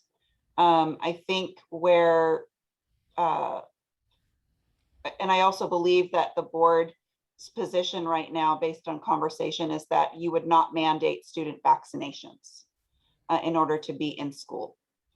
I understand that for staff testing, right now we would expect only testing of those individuals who are considered unvaccinated based on the data that we have collected as of the end of day Friday. And at this time, there's no position, although there is certainly, I've heard some support, but there's no position yet on staff vaccinations as a whole right now, due to some additional work that needs to be done with our labor groups. Did I capture everything? Or did she miss anything? I don't think she did. Could you address on the student testing by consent, are we going to be testing students that are asymptomatic and are fully vaccinated? So Mr. Mazzara, if you could assist with that part. Yeah, at this point, you would need board action. You are taking none that would do student vaccination. So if we continue on this trajectory, we will not be initiating student surveillance testing at this time. We are doing response testing. I heard strong encouragement to try to do symptomatic testing, and we'll double down on our efforts and our staffing to get that going. But at this point, what I'm hearing is there's no movement on the board to accept public health's recommendation of testing students, not just weekly in any percentage at this point. It sounds like we will develop that and bring that possibly back for a policy change. Correct. Okay. I would say my opinion on that is that we do move forward with some sort of testing based on percentage for students with consent, but on students who are not vaccinated. So to clarify, Director McCormick, so that'd be, obviously our elementary schools with a consent, and then at the secondary schools, only for students who have not vaccinated, but they would still have an opt-in consent. Correct. Okay, I understand. I would agree with that. Me too. Thank you. And it has to be with the interplay between, transmission rates and how much we test as we wind down testing and we test less and less and less. Yeah, as we wrote in the board cover sheet, right now, and I showed in my presentation, we are at the edge of moderate and trending toward low transmission rates. So right now, I proposed in the board cover that we would do a 50%, which is every other week, let's say at a school. And then when we drop to the next one, we would reduce it from there. 25 potentially to 10%. Okay. So I would go ahead. Maybe this is too bold, but I would actually like to take some steps forward today. And since this is not policy, but I would like to give direction to staff and a blessing to staff on and make a motion that we approve these the handbook with the modifications that Director Mazzara just laid out, specifically making sure that we are not including a staff mandated vaccine at this time, but this is a working document and something that we can look into in the future or continue to discuss. So that is, it's not well stated, but that is my motion, that we make that step forward. And as far as the testing goes for staff, we go with what is recommended, which is if they are presumed unvaccinated or not fully vaccinated yet, that they will begin testing once a week next week. Do I have a second on that? I'll second that. Discussion, Director De La Cruz. And then Director Medina. Thanks. I'm looking at board policy 0470, and I'm looking at kind of the language in particular around adopting resolutions or taking other actions. And so I just want to go back to this idea that, yes, whatever we need to do to make a handbook that is clear and accessible to people about what to do right now, including vaccinate your volunteers and then they can come on campus, and other things that would just wait, because we're subject right now to really strong mandates that come from our locals and our state. And then that kind of resolution or whatever other action that is the policy document that would ultimately kind of govern and then get pushed into our operational documents is really what it is that board conversation and board action would continue to stay focused on. So I'd like to really start pulling apart, getting us in the weeds at operational levels, because that's what you guys are awesome at. And that's not what I do on a daily basis, right? And so how we help to start pulling those things apart is what I'm really interested in starting tonight, right? So can we give you kind of like a green light on finalizing the documents with all of those, finalizing the handbook, as Joe McCormick said, with all of those updates that were explained tonight, adding that one additional piece of vaccinating volunteers, and also taking action to direct staff towards the creation of some policy resolution. That is the kind of grail from which all other operational documents flow. So that would, I don't know if I'm amending your motion a little bit, Jill. It's kind of like a dual direction motion. I'm cool with however that is stated. I just want to set staff up to have something to work off of over the next 3 weeks before we meet our next meeting. And if I definitely agree, we need a really clean copy of this. And that we probably do need to separate policy from handbook. but I feel like we need to do, and if it doesn't require a vote tonight, then I'm not like, feel like we have to vote on this tonight, but I just want to set staff up for success so we can move forward over the next 3 weeks, because I'm sure things are going to change in the next 3 weeks again, but to the best of our ability, they can start implementing these things, communicate to our families and our staff so everybody's on the same page before we have our next board meeting. So however we can do that, we should do that. Director Medina. Thank you. So first, Superintendent Turnell, on the list that you had of things, you didn't you mention the parent volunteers as one of the priorities on your list? Or that's already included, right? It's in the handbook. It's not something that we need the board to take action on. Okay, so on the motion, like I really feel that we don't need to take action. I feel like Superintendent Turnell, like I feel like you have the authority to implement most of this stuff without us taking any additional action. I think from the conversations that we're having, I think further action is something that y'all could bring back to us. I think you're hearing kind of where the board is and what types of things we'd like to come back. So I don't think we need to take action on this handbook right now, because I feel you already have the authority to basically direct staff to implement a lot of these things without us taking action. If I'm wrong in that, please tell me. For President Vaughn, do you want me to respond? Sorry. I'd like to have your response, yes. Okay. So I think as just thinking about what Mr. Mazzara said, if no action is taken tonight, and I hear you, thank you, Director Medina, for referencing sort of that emergency, ability to authorize movement on things.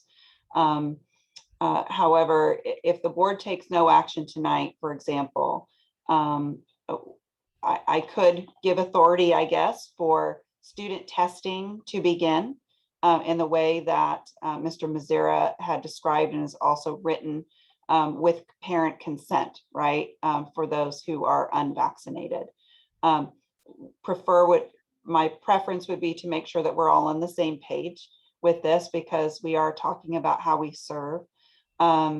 We could certainly defer the conversation to the next meeting, bringing back a clean copy of the handbook, as well as some board policy language that would lend itself to more of your position on how we move forward. So I hear you, and no action tonight could also mean that we choose not to test students right now until we bring back the conversation. So we have some options if there's no action tonight. Boy, I'm really on the fence about this. I really believe that we owe our stakeholders something definitive, not just a maybe, and not wait 2 more weeks. We've already 3 weeks. 3 weeks. 3 weeks, even longer. We need to do something. The action really is, it's not policy, right? The action is we approve. We approve of what staff has brought to us. We approve of the changes that we have talked about already. I won't repeat.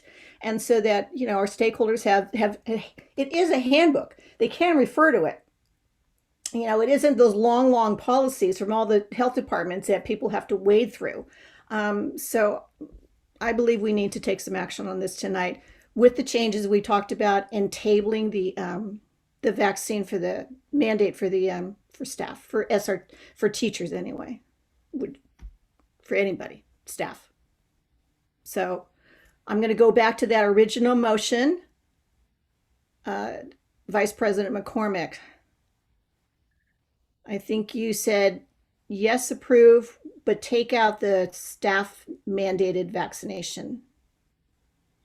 And it was seconded by Director Sheffield. Could the motion be read as it's stated for the record? I'll try.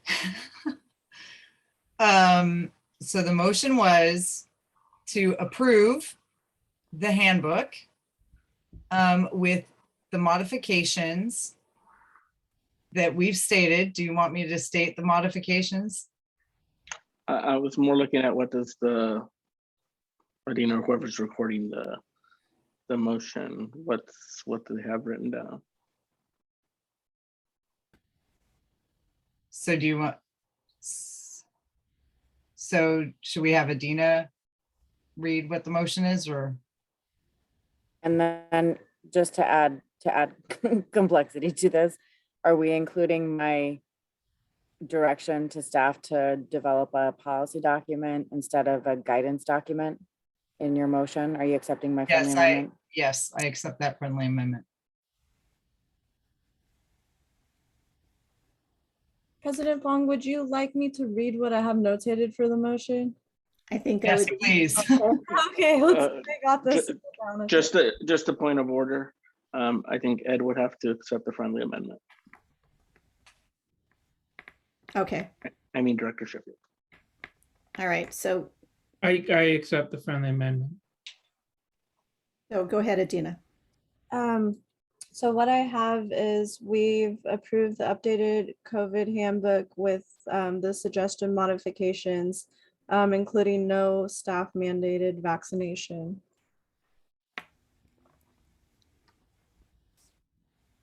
But they are tested once. If they're unvaccinated, they are to be tested once a week.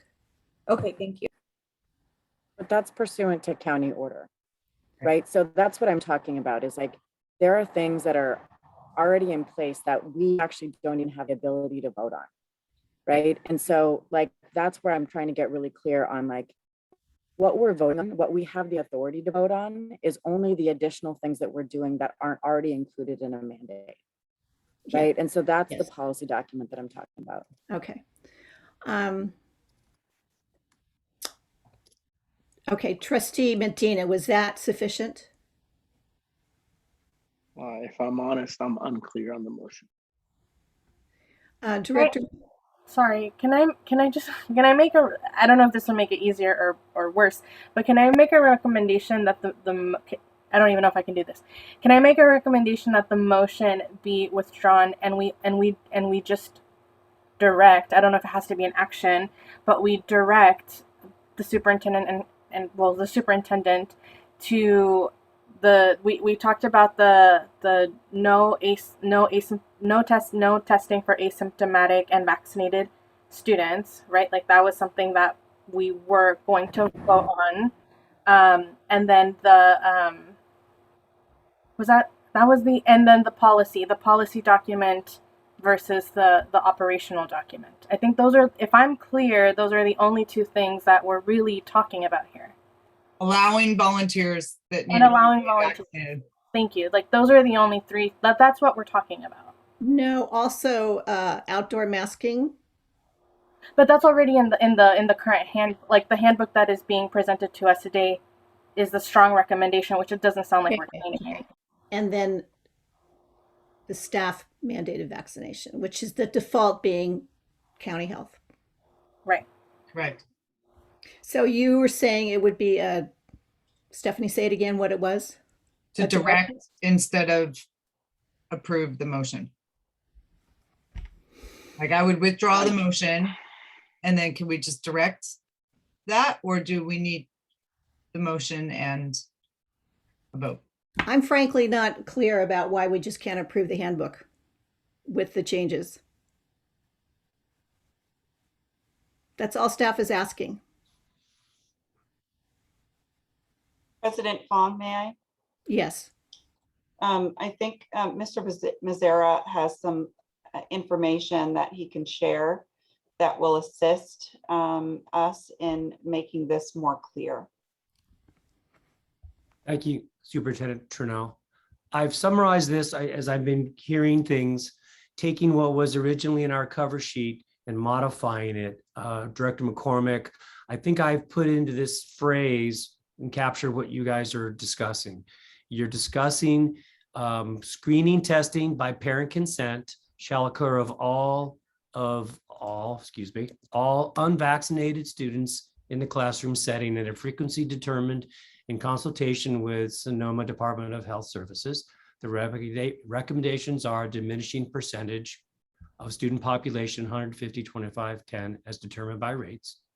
As soon as logistically available, begin every other week of pooled testing of students 50% and adjust with the percentage of total student population as determined by rates. So that could be a motion at this time. That could be a direction that we'll move towards and bring back for action with all the policy formulations that members have also described. That gives me preparation notice. And again, as you guys mentioned, I have what I need to follow the county order, which does include the voluntary with volunteers, and they have to be show double vaccinations. So I have everything I need from board of not taking any action. If you would like to take action in this direction, this will help me logistically prepare and put other things in motion. What about volunteers? Volunteers have to be double vaxxed as workers, and we will begin under the county order. So we will continue that process, add on to their process existing of fingerprinting and TB testing, that they have to be double vaccinated. So you have what you need for that as well? I do. That's under the county order. Wait, Steve, you're saying double vax, you mean fully vaccinated? Fully vaxxed, excuse me. You're right, because of J&J. Thank you. So Director Mazzara, if I withdraw the motion, you have what you need to proceed on everything we talked about tonight? What I would feel, except this, what I would feel comfortable about is I could bring this back as a policy. I could begin the logistical operation of it and move toward this for final approval in a policy format, as you all described, they'd feel more comfortable with, and an outline of the CDC guidelines, the public health guidelines, and potential Santa Rosa guidelines. So logistically, do you feel like if we don't vote on this and we clean it up and you start moving this direction and then we vote to approve the handbook in 3 weeks from now, is that stalling you on anything that you can accomplish in the next 3 weeks? No, it's the logistics around getting the full screening testing for everyone will take a couple of weeks. I think what I will hold off on is the company wants to have an enrollment period where we push out enrollment, we encourage it. So what I would do is be waiting for the actual enrollment. I'd have everything else ready, pending a board decision on, is it October 8th? Is that the next meeting? And so we'll have all the nuances, all the staff, everything kind of ready to go for beginning potentially an enrollment period for this screening testing to begin October 9th, potentially. If I could offer another perspective to this as well. What Mr. Mazzara is saying is based on the direction that we believe that the board will go in, he can start the legwork and the behind the scenes work. If the board so chose, the only item for tonight that it sounds like is sort of the above and beyond to the current order of the county or the state is the screening testing for unvaccinated students. So Director and Vice President McCormick, if you were to withdraw your initial motion and then a new motion were to be made just specifically about the unvaccinated student testing, then that is the action we would need from you, whether it's tonight or in 3 weeks. We would still be asking for the same thing because it is above and beyond, and there is no current mandate for that for students who are unvaccinated, for example. Okay, so I'm going to start with withdrawing my original motion. And I'll let somebody else take that next part.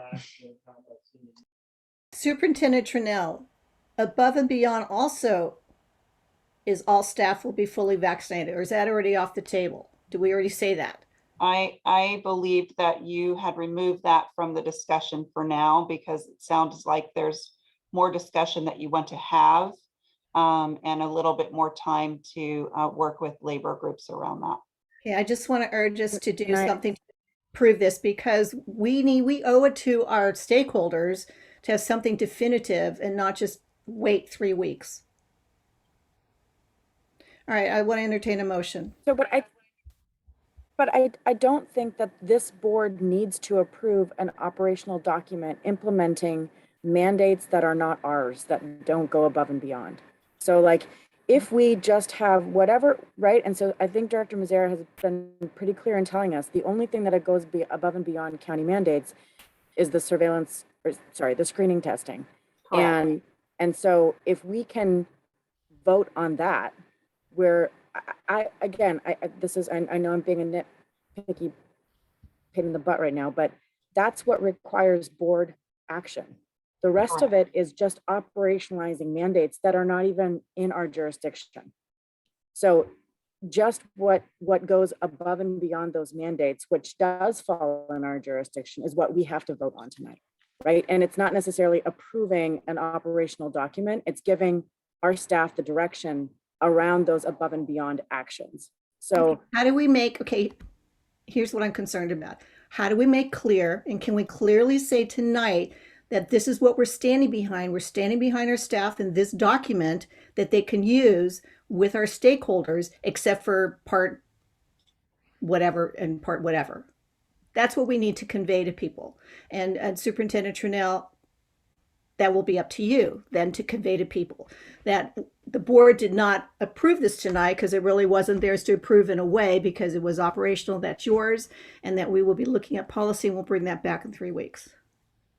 That is correct. And so to Director De La Cruz's point, and I believe that I was articulating as well, is the only action we would expect from you tonight then is the one around the student testing for unvaccinated students. All right, so can we do that? It's not even it's not even on the agenda. It's not an agenda item. It is on the cover of the board item. All right, I'm going to entertain a motion then. If someone can come up with that, that would be helpful.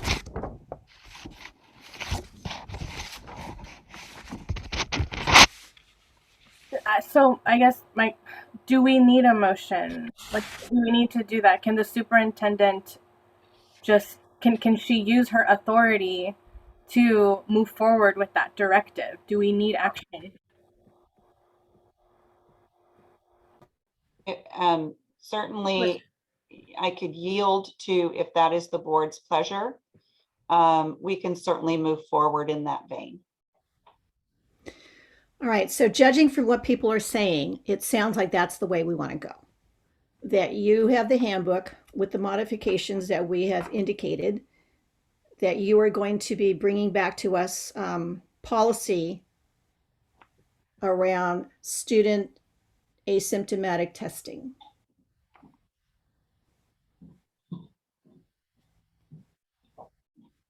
So essentially what we're doing is we are front loading, operationalizing policy that we will later adopt.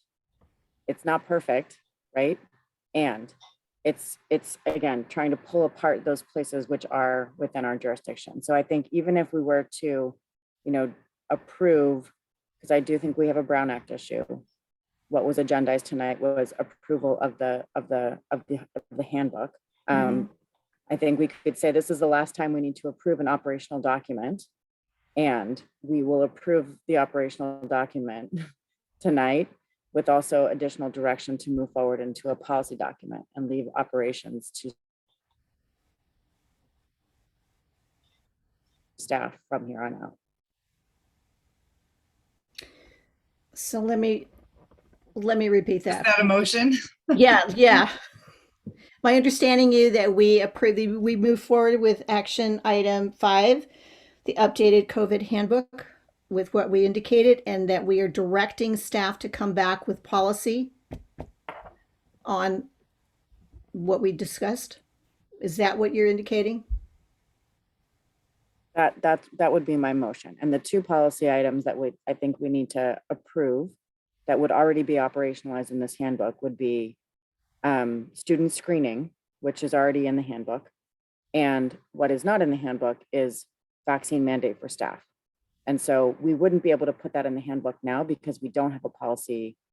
We're not in agreement yet as a board around what exactly that policy looks like, even though we do have, I think, strong direction generally on the broad brushstrokes around a vaccine mandate for staff. I think for me, honestly, like staff still have 2 more days to report their vaccination status, which gives us even more information about the need for a mandate and about how strong the mandate needs to be, right? So I would like to give time for staff to be able to use the timelines that we set for them to respond to us around vaccine status before we go into that policy. So again, where there's clear board agreement on screening testing tonight, we can vote on that and then update the handbook as we're voting on that, and then come back with the vaccine mandate and the screening policy together in a policy document. So Director, I move that. Would you be succinct in this motion? Sure. I move that we approve the updated handbook with all modifications stated tonight, including screening, testing, protocol, with additional direction to staff to bring back policy document for screening, testing protocol and vaccine mandate options for the board to consider at its next meeting. Adina, I think you got that down. Am I lagging? I'm sorry, President Fong, could you repeat that one more time? I don't know if she can.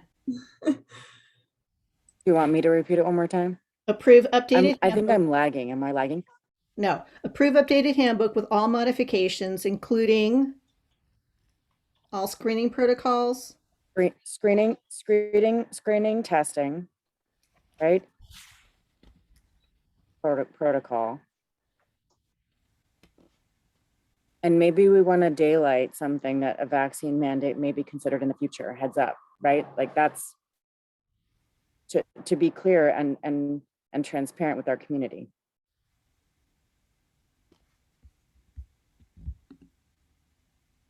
Right, so I think it is that making that modification in the handbook that there will not be a vaccine mandate at this time as the handbook currently contains. So instead that would be instead there would be a modification saying that the board may consider a vaccine mandate. At this stage, we are complying with county health order, which is essentially a soft mandate, right? Adina, you good with that? I believe so. I can repeat back to you what I have. Sure. So the board has motioned to approve the updated handbook with all safety protocols, including screening, testing. There will not be a vaccine mandate at this time, but it could possibly for staff. I think we need to say a hard mandate because there is a soft mandate. There is still a requirement that everybody is vaccinated and you can only test out, right? You still are required to test out if you're not vaccinated. And that's the county default, public health default. The soft mandate, right? So I think it's important for our community to actually understand that there is a mandate in place. So Dina, that is a soft mandate per county health, vaccination or testing. Okay, sorry, I was writing all that down. So what I have then is to approve the updated handbook with all safety protocols, including screening, testing. There will be a soft rather than a hard vaccine mandate for staff at this time, but a hard mandate may be considered by the board in the future. Will be considered by the board, right? That's the policy document. Will be considered by the board in the future. Okay, thank you. Somebody want to second that? Is there a second on that long motion? Second. Okay, second. Thank you. Any other discussion, board? All right, let's take that vote. And I apologize, I was writing the motion. I missed who seconded. Dr. Medina. Medina, okay, thank you.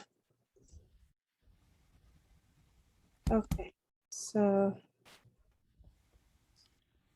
Director Beard.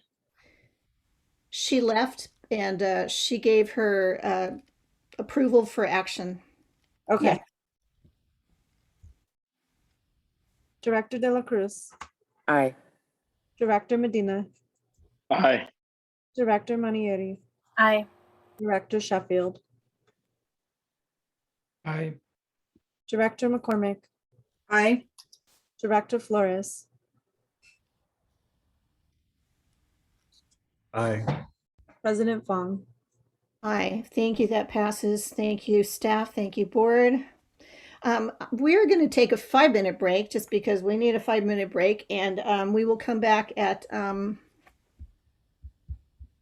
gosh, where's the time? Okay, in 5 minutes, and then we are going to have to extend this meeting. We have a few more things to do tonight, so see you in 5.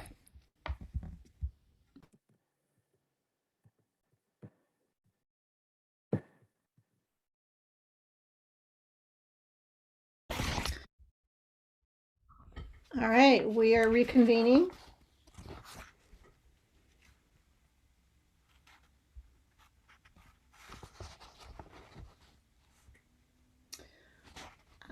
Before we move on, Director McCormick. I'd like to make a motion that we extend the meeting till 11 o'clock. A second. All those in favor? Aye. Opposed? All right, 11 o'clock it is. Get your clocks ticking, you guys. We're on E6. It's discussion on the individualized graduation plan for 21-22. Thank you, Board President Fong. I will, just to save time, hand this directly over to Dr. Armstrong and Mr. Zolinardo. If we could please bring him over. Thank you. Thank you, President Fong, members of the board, Superintendent Trinnell, and members of Santa Rosa City Schools and guests. On behalf of the Educational Services Department, Executive Director Tim Zolinardo will present for your discussion the Individualized Graduation Plan version 2.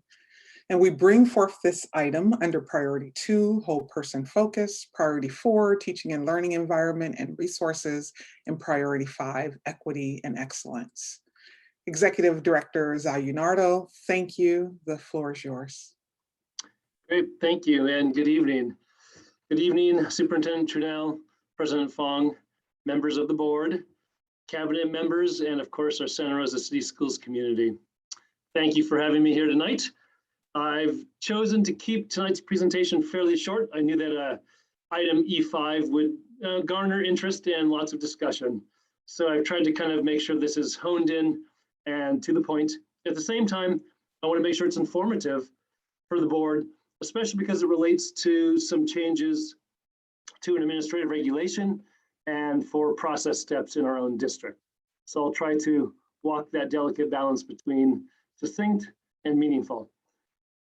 Before outlining the changes, allow me to quickly note that the IGP 2.0 was collaboratively designed, receiving feedback from administrators, counselors in our district, other district personnel, and it's intended to make the IGP 2.0 user-friendly and supportive of students, of course, but staff as well, and just kind of our entire system. So to begin with, like one of the first things to recognize is the Individualized Graduation Plan 2.0 has some key differences from its first version. And knowing that you kind of had a lot of information tonight, I'm going to do a quick screen share of just kind of the updated document, but I won't belabor the point. So let me click on that now. So the Individualized Graduation Plan, as you'll notice at the top, one of the key things, it's aligned with Assembly Bill 104, which requires that districts and local education agencies adjust graduation. And I'm not going to stop on each page for you to read it all because this is attached for public consumption. And I know the board's already previously probably previewed all of it. But so it's connected to that, and it's to ensure that we pull off the Assembly bill correctly. So here's the key.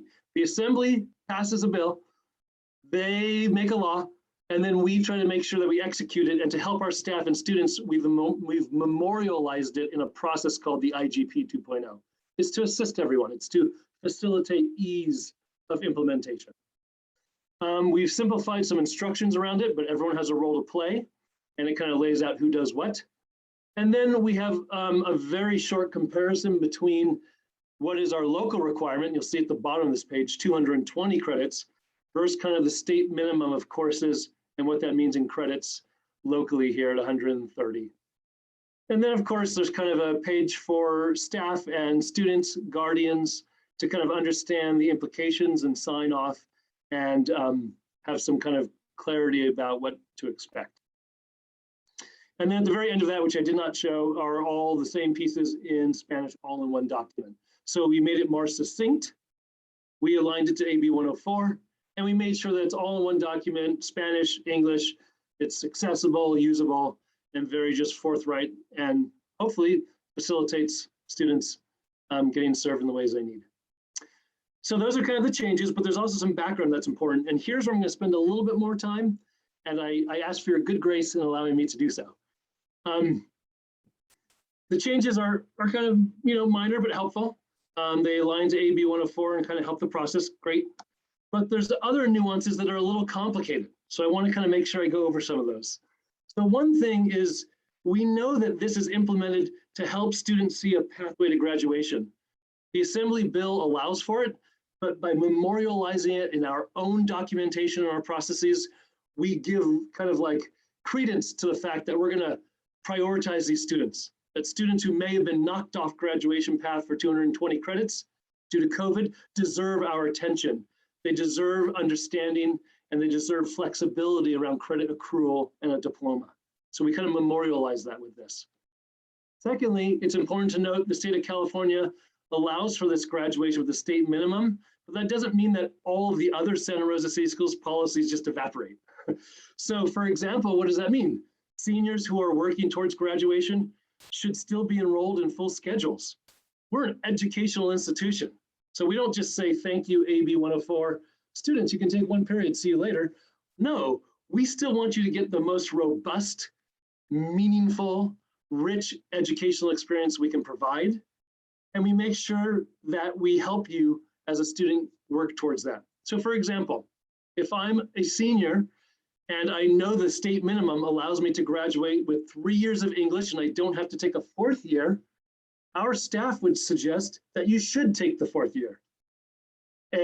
It'll make you more well-rounded in all of the professional and post-high school endeavors, because being articulate and able to communicate transfers in any environment. But number 2, if you go to a junior college and you have to do remedial English because you aren't fully prepared, we haven't done service to you as an educational institution with our own support and recommendations. So we want to make sure students, though they can graduate the minimum, that's the floor, we ask them to go as robust and high as possible. So really, a student who can reach 220 is trying to get anywhere from 130 to 219. And as close to 220 as we can work with them to get them there. Another thing of important note that is valuable and kind of tricky in this is a student who meets 18 core courses for the state of California, which would be 180 credits in our system. If they are A through G and UC-CSU aligned, those students, even without 220 credits, can still directly transfer to a CSU or UC. We promote that, we support that. I know the board supports that greatly. So we make sure that when we work with students, 130 could be the minimum, but we want them to try to excel as much as possible and keep all opportunities open. And we're committed to that. So those are kind of nuances that get lost sometimes in the shuffle of, well, what does this AB 104 mean? So I want just to highlight those plus the changes. So that means I'll wrap up, and I'll wrap up kind of with the final comment about the flexibility and about priority for this flexible learning environment. AB 104 says you have to have this ability for students. We say, Santa Rosa City Schools says, we want to support our students anyway. We started a process like this last year, but we're going to make sure we have documentation to help us do the following things. We'll more easily be able to communicate and prioritize families and students. It'll allow us to also track data and information, as we know that we like to report on a regular basis, whether it be for the IGP or other graduation elements, like Students in Independent Study AB 130, which I know Dr. Armstrong will be bringing that to you in the future, comparing those two, because graduation is a key component that we focus on. And this process memorializes our commitment to students. One of our key missions, helping them successfully graduate, to matriculate to things that have value to them beyond their high school experience. That could be passions, professions, it could be multitude of things. And that's what we're here to support. The IGP tries to memorialize that in version 2.0 as a clear process. And I thank you for letting me provide you that overview. Thank you, Executive Director Zalinardo. Appreciate it. Board questions, and I see Director De La Cruz's hand up. Thank you so much, Director Zalinardo. This is such a beautiful presentation, and I really love how the bar stays high, the expectations stay high, and there's lots of love and flexibility in the way that we've structured this. So I'm super grateful for that. I'd love to know the scope. How many kids are we talking about would benefit from this? Yeah, that's a wonderful question. I know that our counselors are kind of, beginning of the year is always really carefully evaluating all transcripts and making sense of that. We did run some information in the summer around our students who were credit deficient, potentially non-track for 220, but then as AB, and we were crunching that, but then as AB 104 passed, we were doing that for a version 2.0 anyways. And when that passed, that kind of like slowed us down a little bit. So where we are now is I believe that we have the document, we created it, sites have it, and we can start tracking the data. But it's going to need to affiliate to our student information system to easily extract data.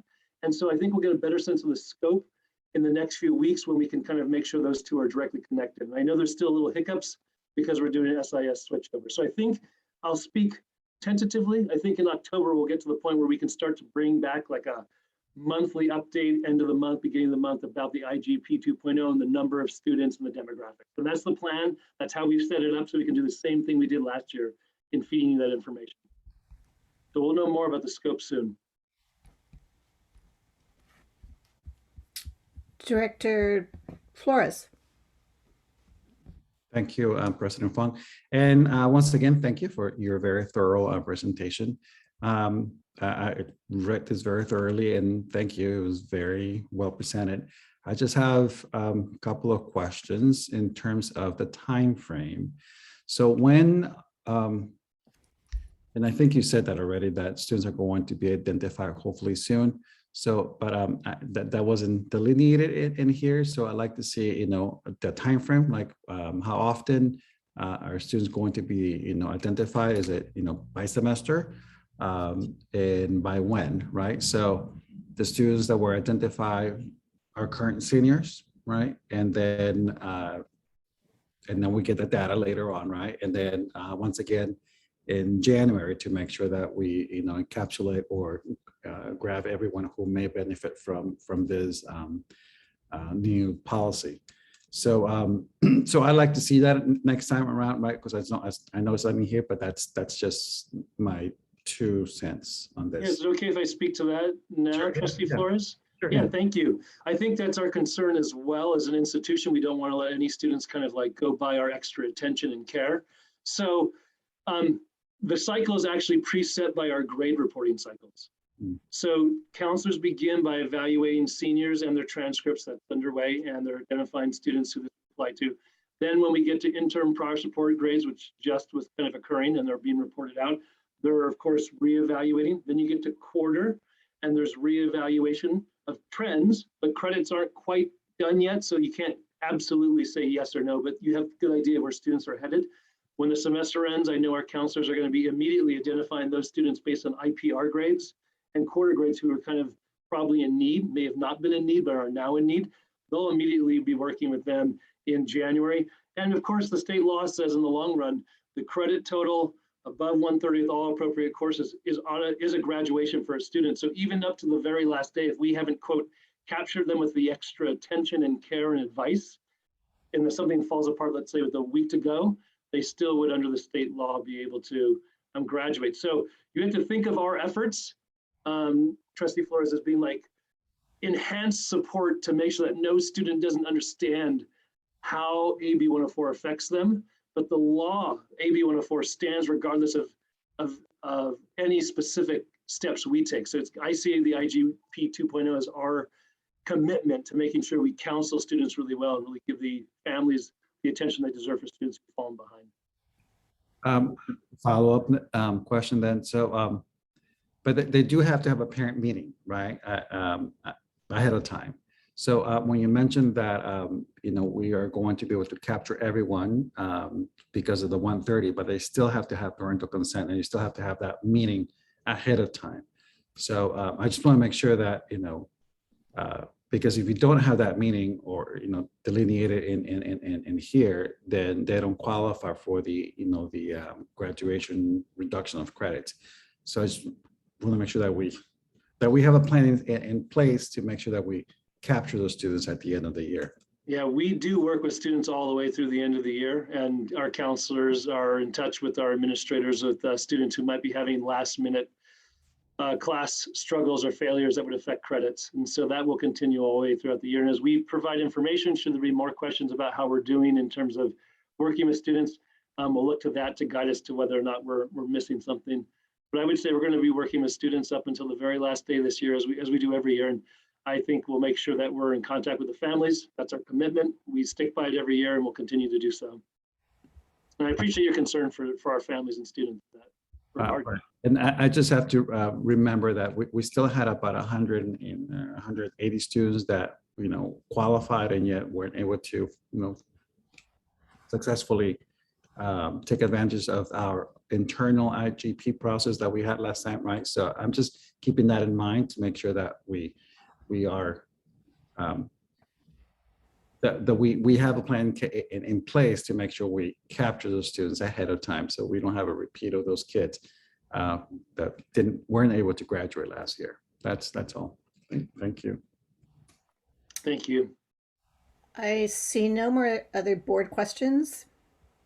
We're going to open this to public comment. So if there are any students in the public attendee list who would like to comment, please raise your hands at this time. Students only. And now anyone in the public who would like to comment, please raise your hand.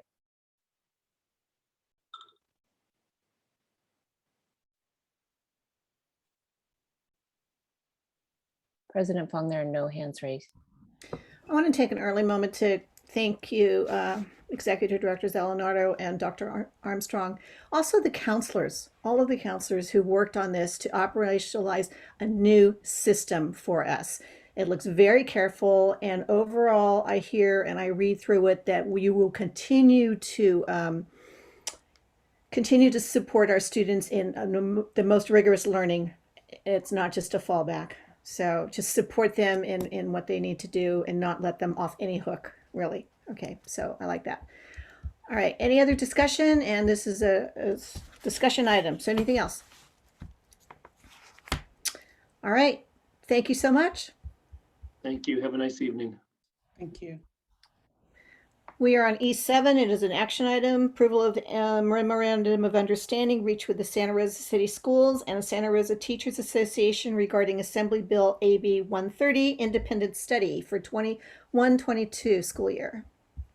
Thank you, President Fong. And without further ado, I will hand it over to Mr. Shepard as our lead negotiator and Dr. Armstrong, who worked with their teams on this effort, along with our negotiations teams. Thank you, Superintendent Trinnell, President Fong, members of the board. We have for your consideration, we've reached tentative agreement on this MOU with SRTA about regarding Assembly Bill AB 130 in the Independent Study Program. And so this has been a collaborative process, and it's regarding the subjects related to the Independent Study Program, such as how we deal with temporary transfers to independent study positions, class sizes maximum that are prescribed by the law, required daily interaction with students and re-engagement, using Acellus as our online platform for teaching independent study, how grading is done, how we're doing synchronous instruction and live interaction, and compensation for the counselors and special education teachers as related to additional workload for both AB 130 and AB 104. So with that, I'll entertain questions and or Dr. Armstrong, if you have any additional things to add.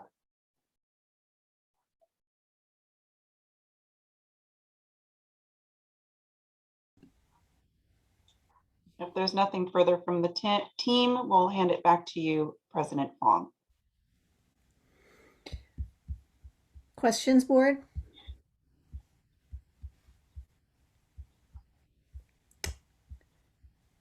And we're going to move to public comment. I see no hands up. I think we're safe in opening it to any members of the public, students or anyone else who would like to comment on E7. Please raise your hand.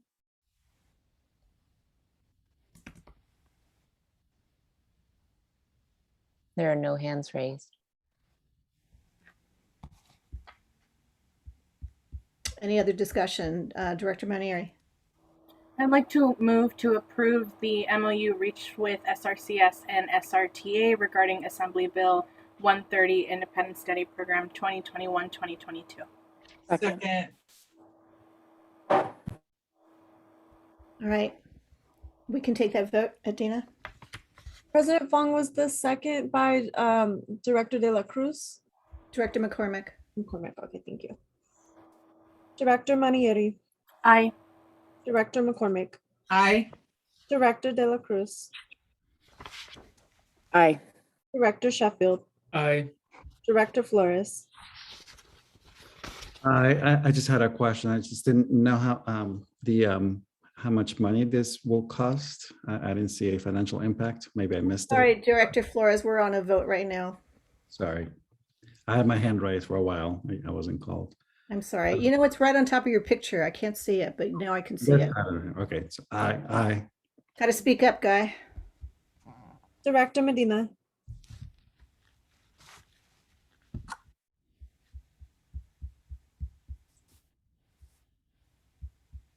Is Director Medina present? I think he's trying to get back in. Yes, I just got back in. Oh. What are we voting? We're voting Aye. on AB 130. I vote yes. Thank you. President Fong. Aye. And again, thank you for all the work and for all the staff who are pitching in at a 0.20 and taking on over and beyond. Really, I from the board, all of us, we don't see it all. We hear some of it, we see some of it. We don't see it all or know about it all, but I know that everyone's pitching in. Someone mentioned earlier exhaustion, and it's only September, and I can see why. But I know that when you're in front of your kids, that's where you get your energy. But thank you. We are on we're on E8, except action item on the Citizens Oversight Committee annual reports on measure I and L, or bond measures. Thank you, Board President Fong. And with that, I will hand it over to Deputy Superintendent Edson. Thank you. Good evening, President Fong, members of the board. Tonight, I am presenting the Measure INL Citizen Oversight Committee annual reports. Of note, these are their reports where they get assistance from staff to help them create them and then present it to you. I would like to note, and I'll show it here in just a second on a shared screen. I erroneously uploaded a report, a working copy on the Measure L report that had references to Measure I because the bond language was the same for both bond measures. I'll show you here On Measure L, cancel. Previously, there was some references to Measure I on page 3 and one reference to Measure I on page 4. I have since corrected that, and these will be posted on the district website under the bond page upon acceptance. The annual audits for both bond measures are there. With that mishap in the uploading of the correct report as we were finalizing them with the committee, the financial snapshot is also put in there that would be similar to previous reports that you have received from both committees. Important to note that this is for calendar year 2020. So figures are not up to date as of today for the bond program, if you're looking for that. This is past work done and based on the timing of the audit and other information coming from the calendar year 2020.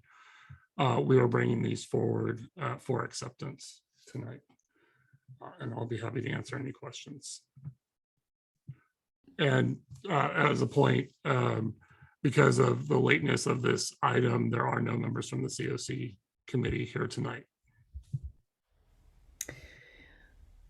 Kind of don't blame them.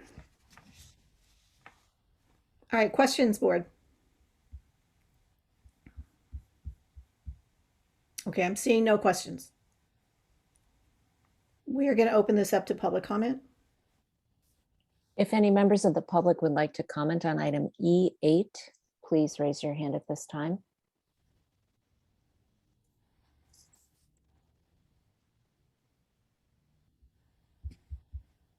There are no hands raised. All right, board, this is an action item. Any other comments or motion? Director Medina. I'd like to move that we accept the Measure I and L Citizens Oversight Committee annual reports. Second. Any other discussion? All right, we can take that vote. Director Medina, Aye. Director McCormick, Aye.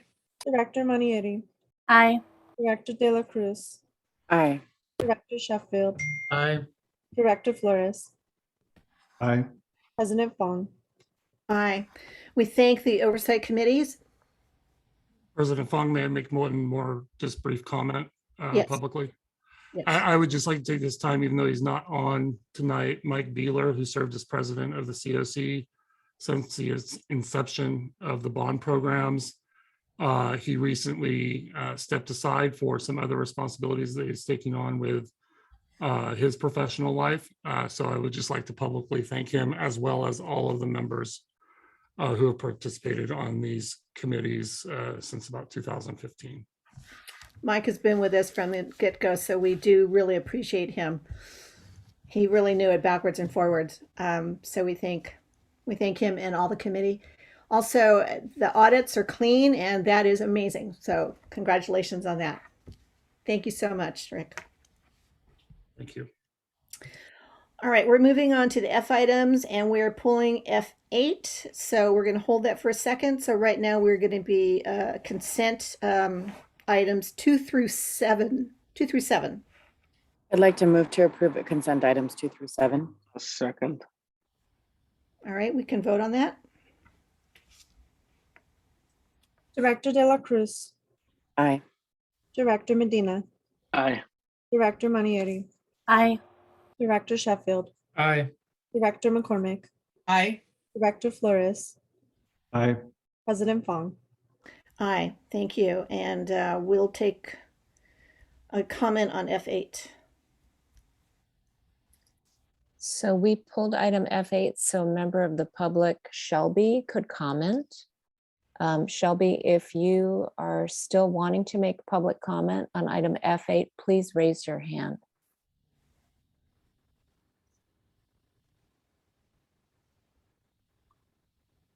And Shelby, could you please state your full name for the record? My name is Shelby Allen Pryor. Thank you. Thank you for your time this evening. I wanted to get a little bit more insight as to what this pertained to and have a better understanding.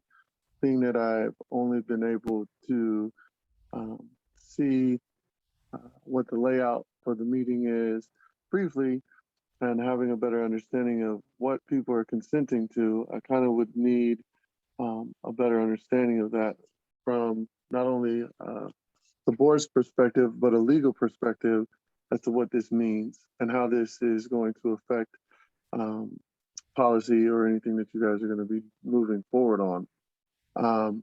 I don't see anything here that's outlined clearly as to what that would be. So if there is an opportunity for there to be some explanation as to what this is pertaining to, that would be great. Thank you for your time.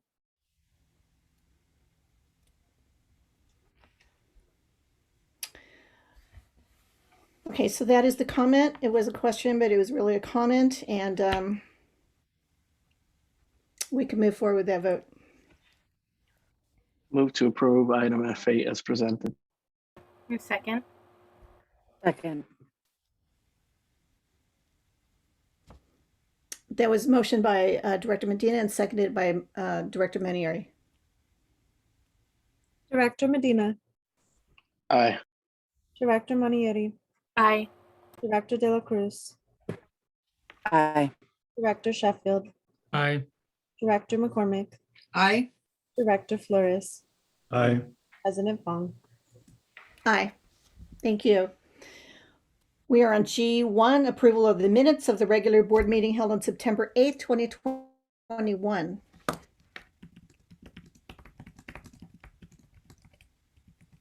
May I have a motion? I'd like to please? move to approve the minutes of the regular board meeting held on September 8th, 2021. Second. Okay, so that was moved by Director McCormick and seconded by Director Sheffield. Director McCormick, Aye. Director Sheffield, Aye. Director Manieri, Aye. Director De La Cruz, Aye. Director Flores, Aye. Director Medina,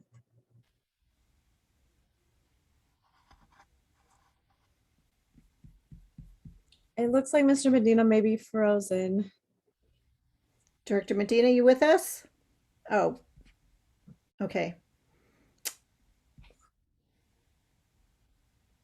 We will just have him abstain. Thank you. President Fong. Aye. Are there any board member requests for information? I have one. Yes, ma'am. I'd love to, at some point, get an update on the name of the Cook CCLA adventure.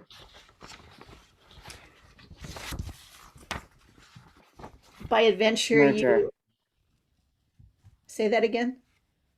Merger. The adventure and merging. Yep.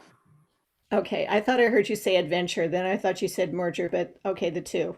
I did. Okay, I got that.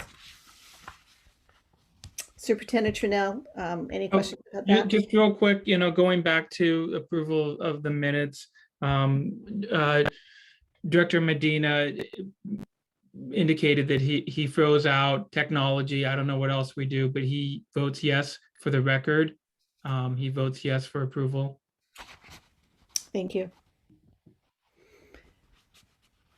Thank you. To your question, President Fong, I have no questions. What we will do is prepare some information.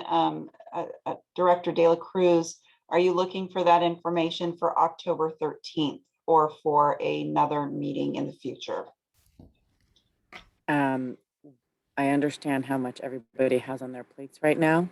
And I'm so glad that we approved the volunteers going back onto campuses, which I think is the most important thing at CCLA right now and at Cook.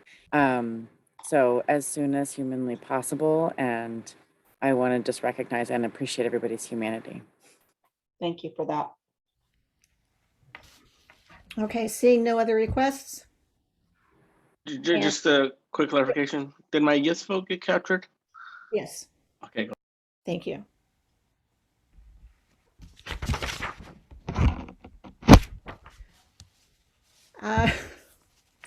Superintendent Trinnell, any closing comments? Wow, just thank you, everyone. I certainly feel like as we continue to embark on this life, as we know it right now, nothing is seeming to be easy. And I very much appreciate how thoughtful everyone has been in trying to understand all of the moving parts. So for those who are still on the call with us this evening, to the board, this panel, I don't know if our interpreters are still here, but certainly appreciate everyone for the continued work that you do, and to this board for the guidance and support that you provide. And with that, thank you, everyone, and good night. We are adjourning at 10:18. Good night. Thank you. Good night. Thanks, everybody.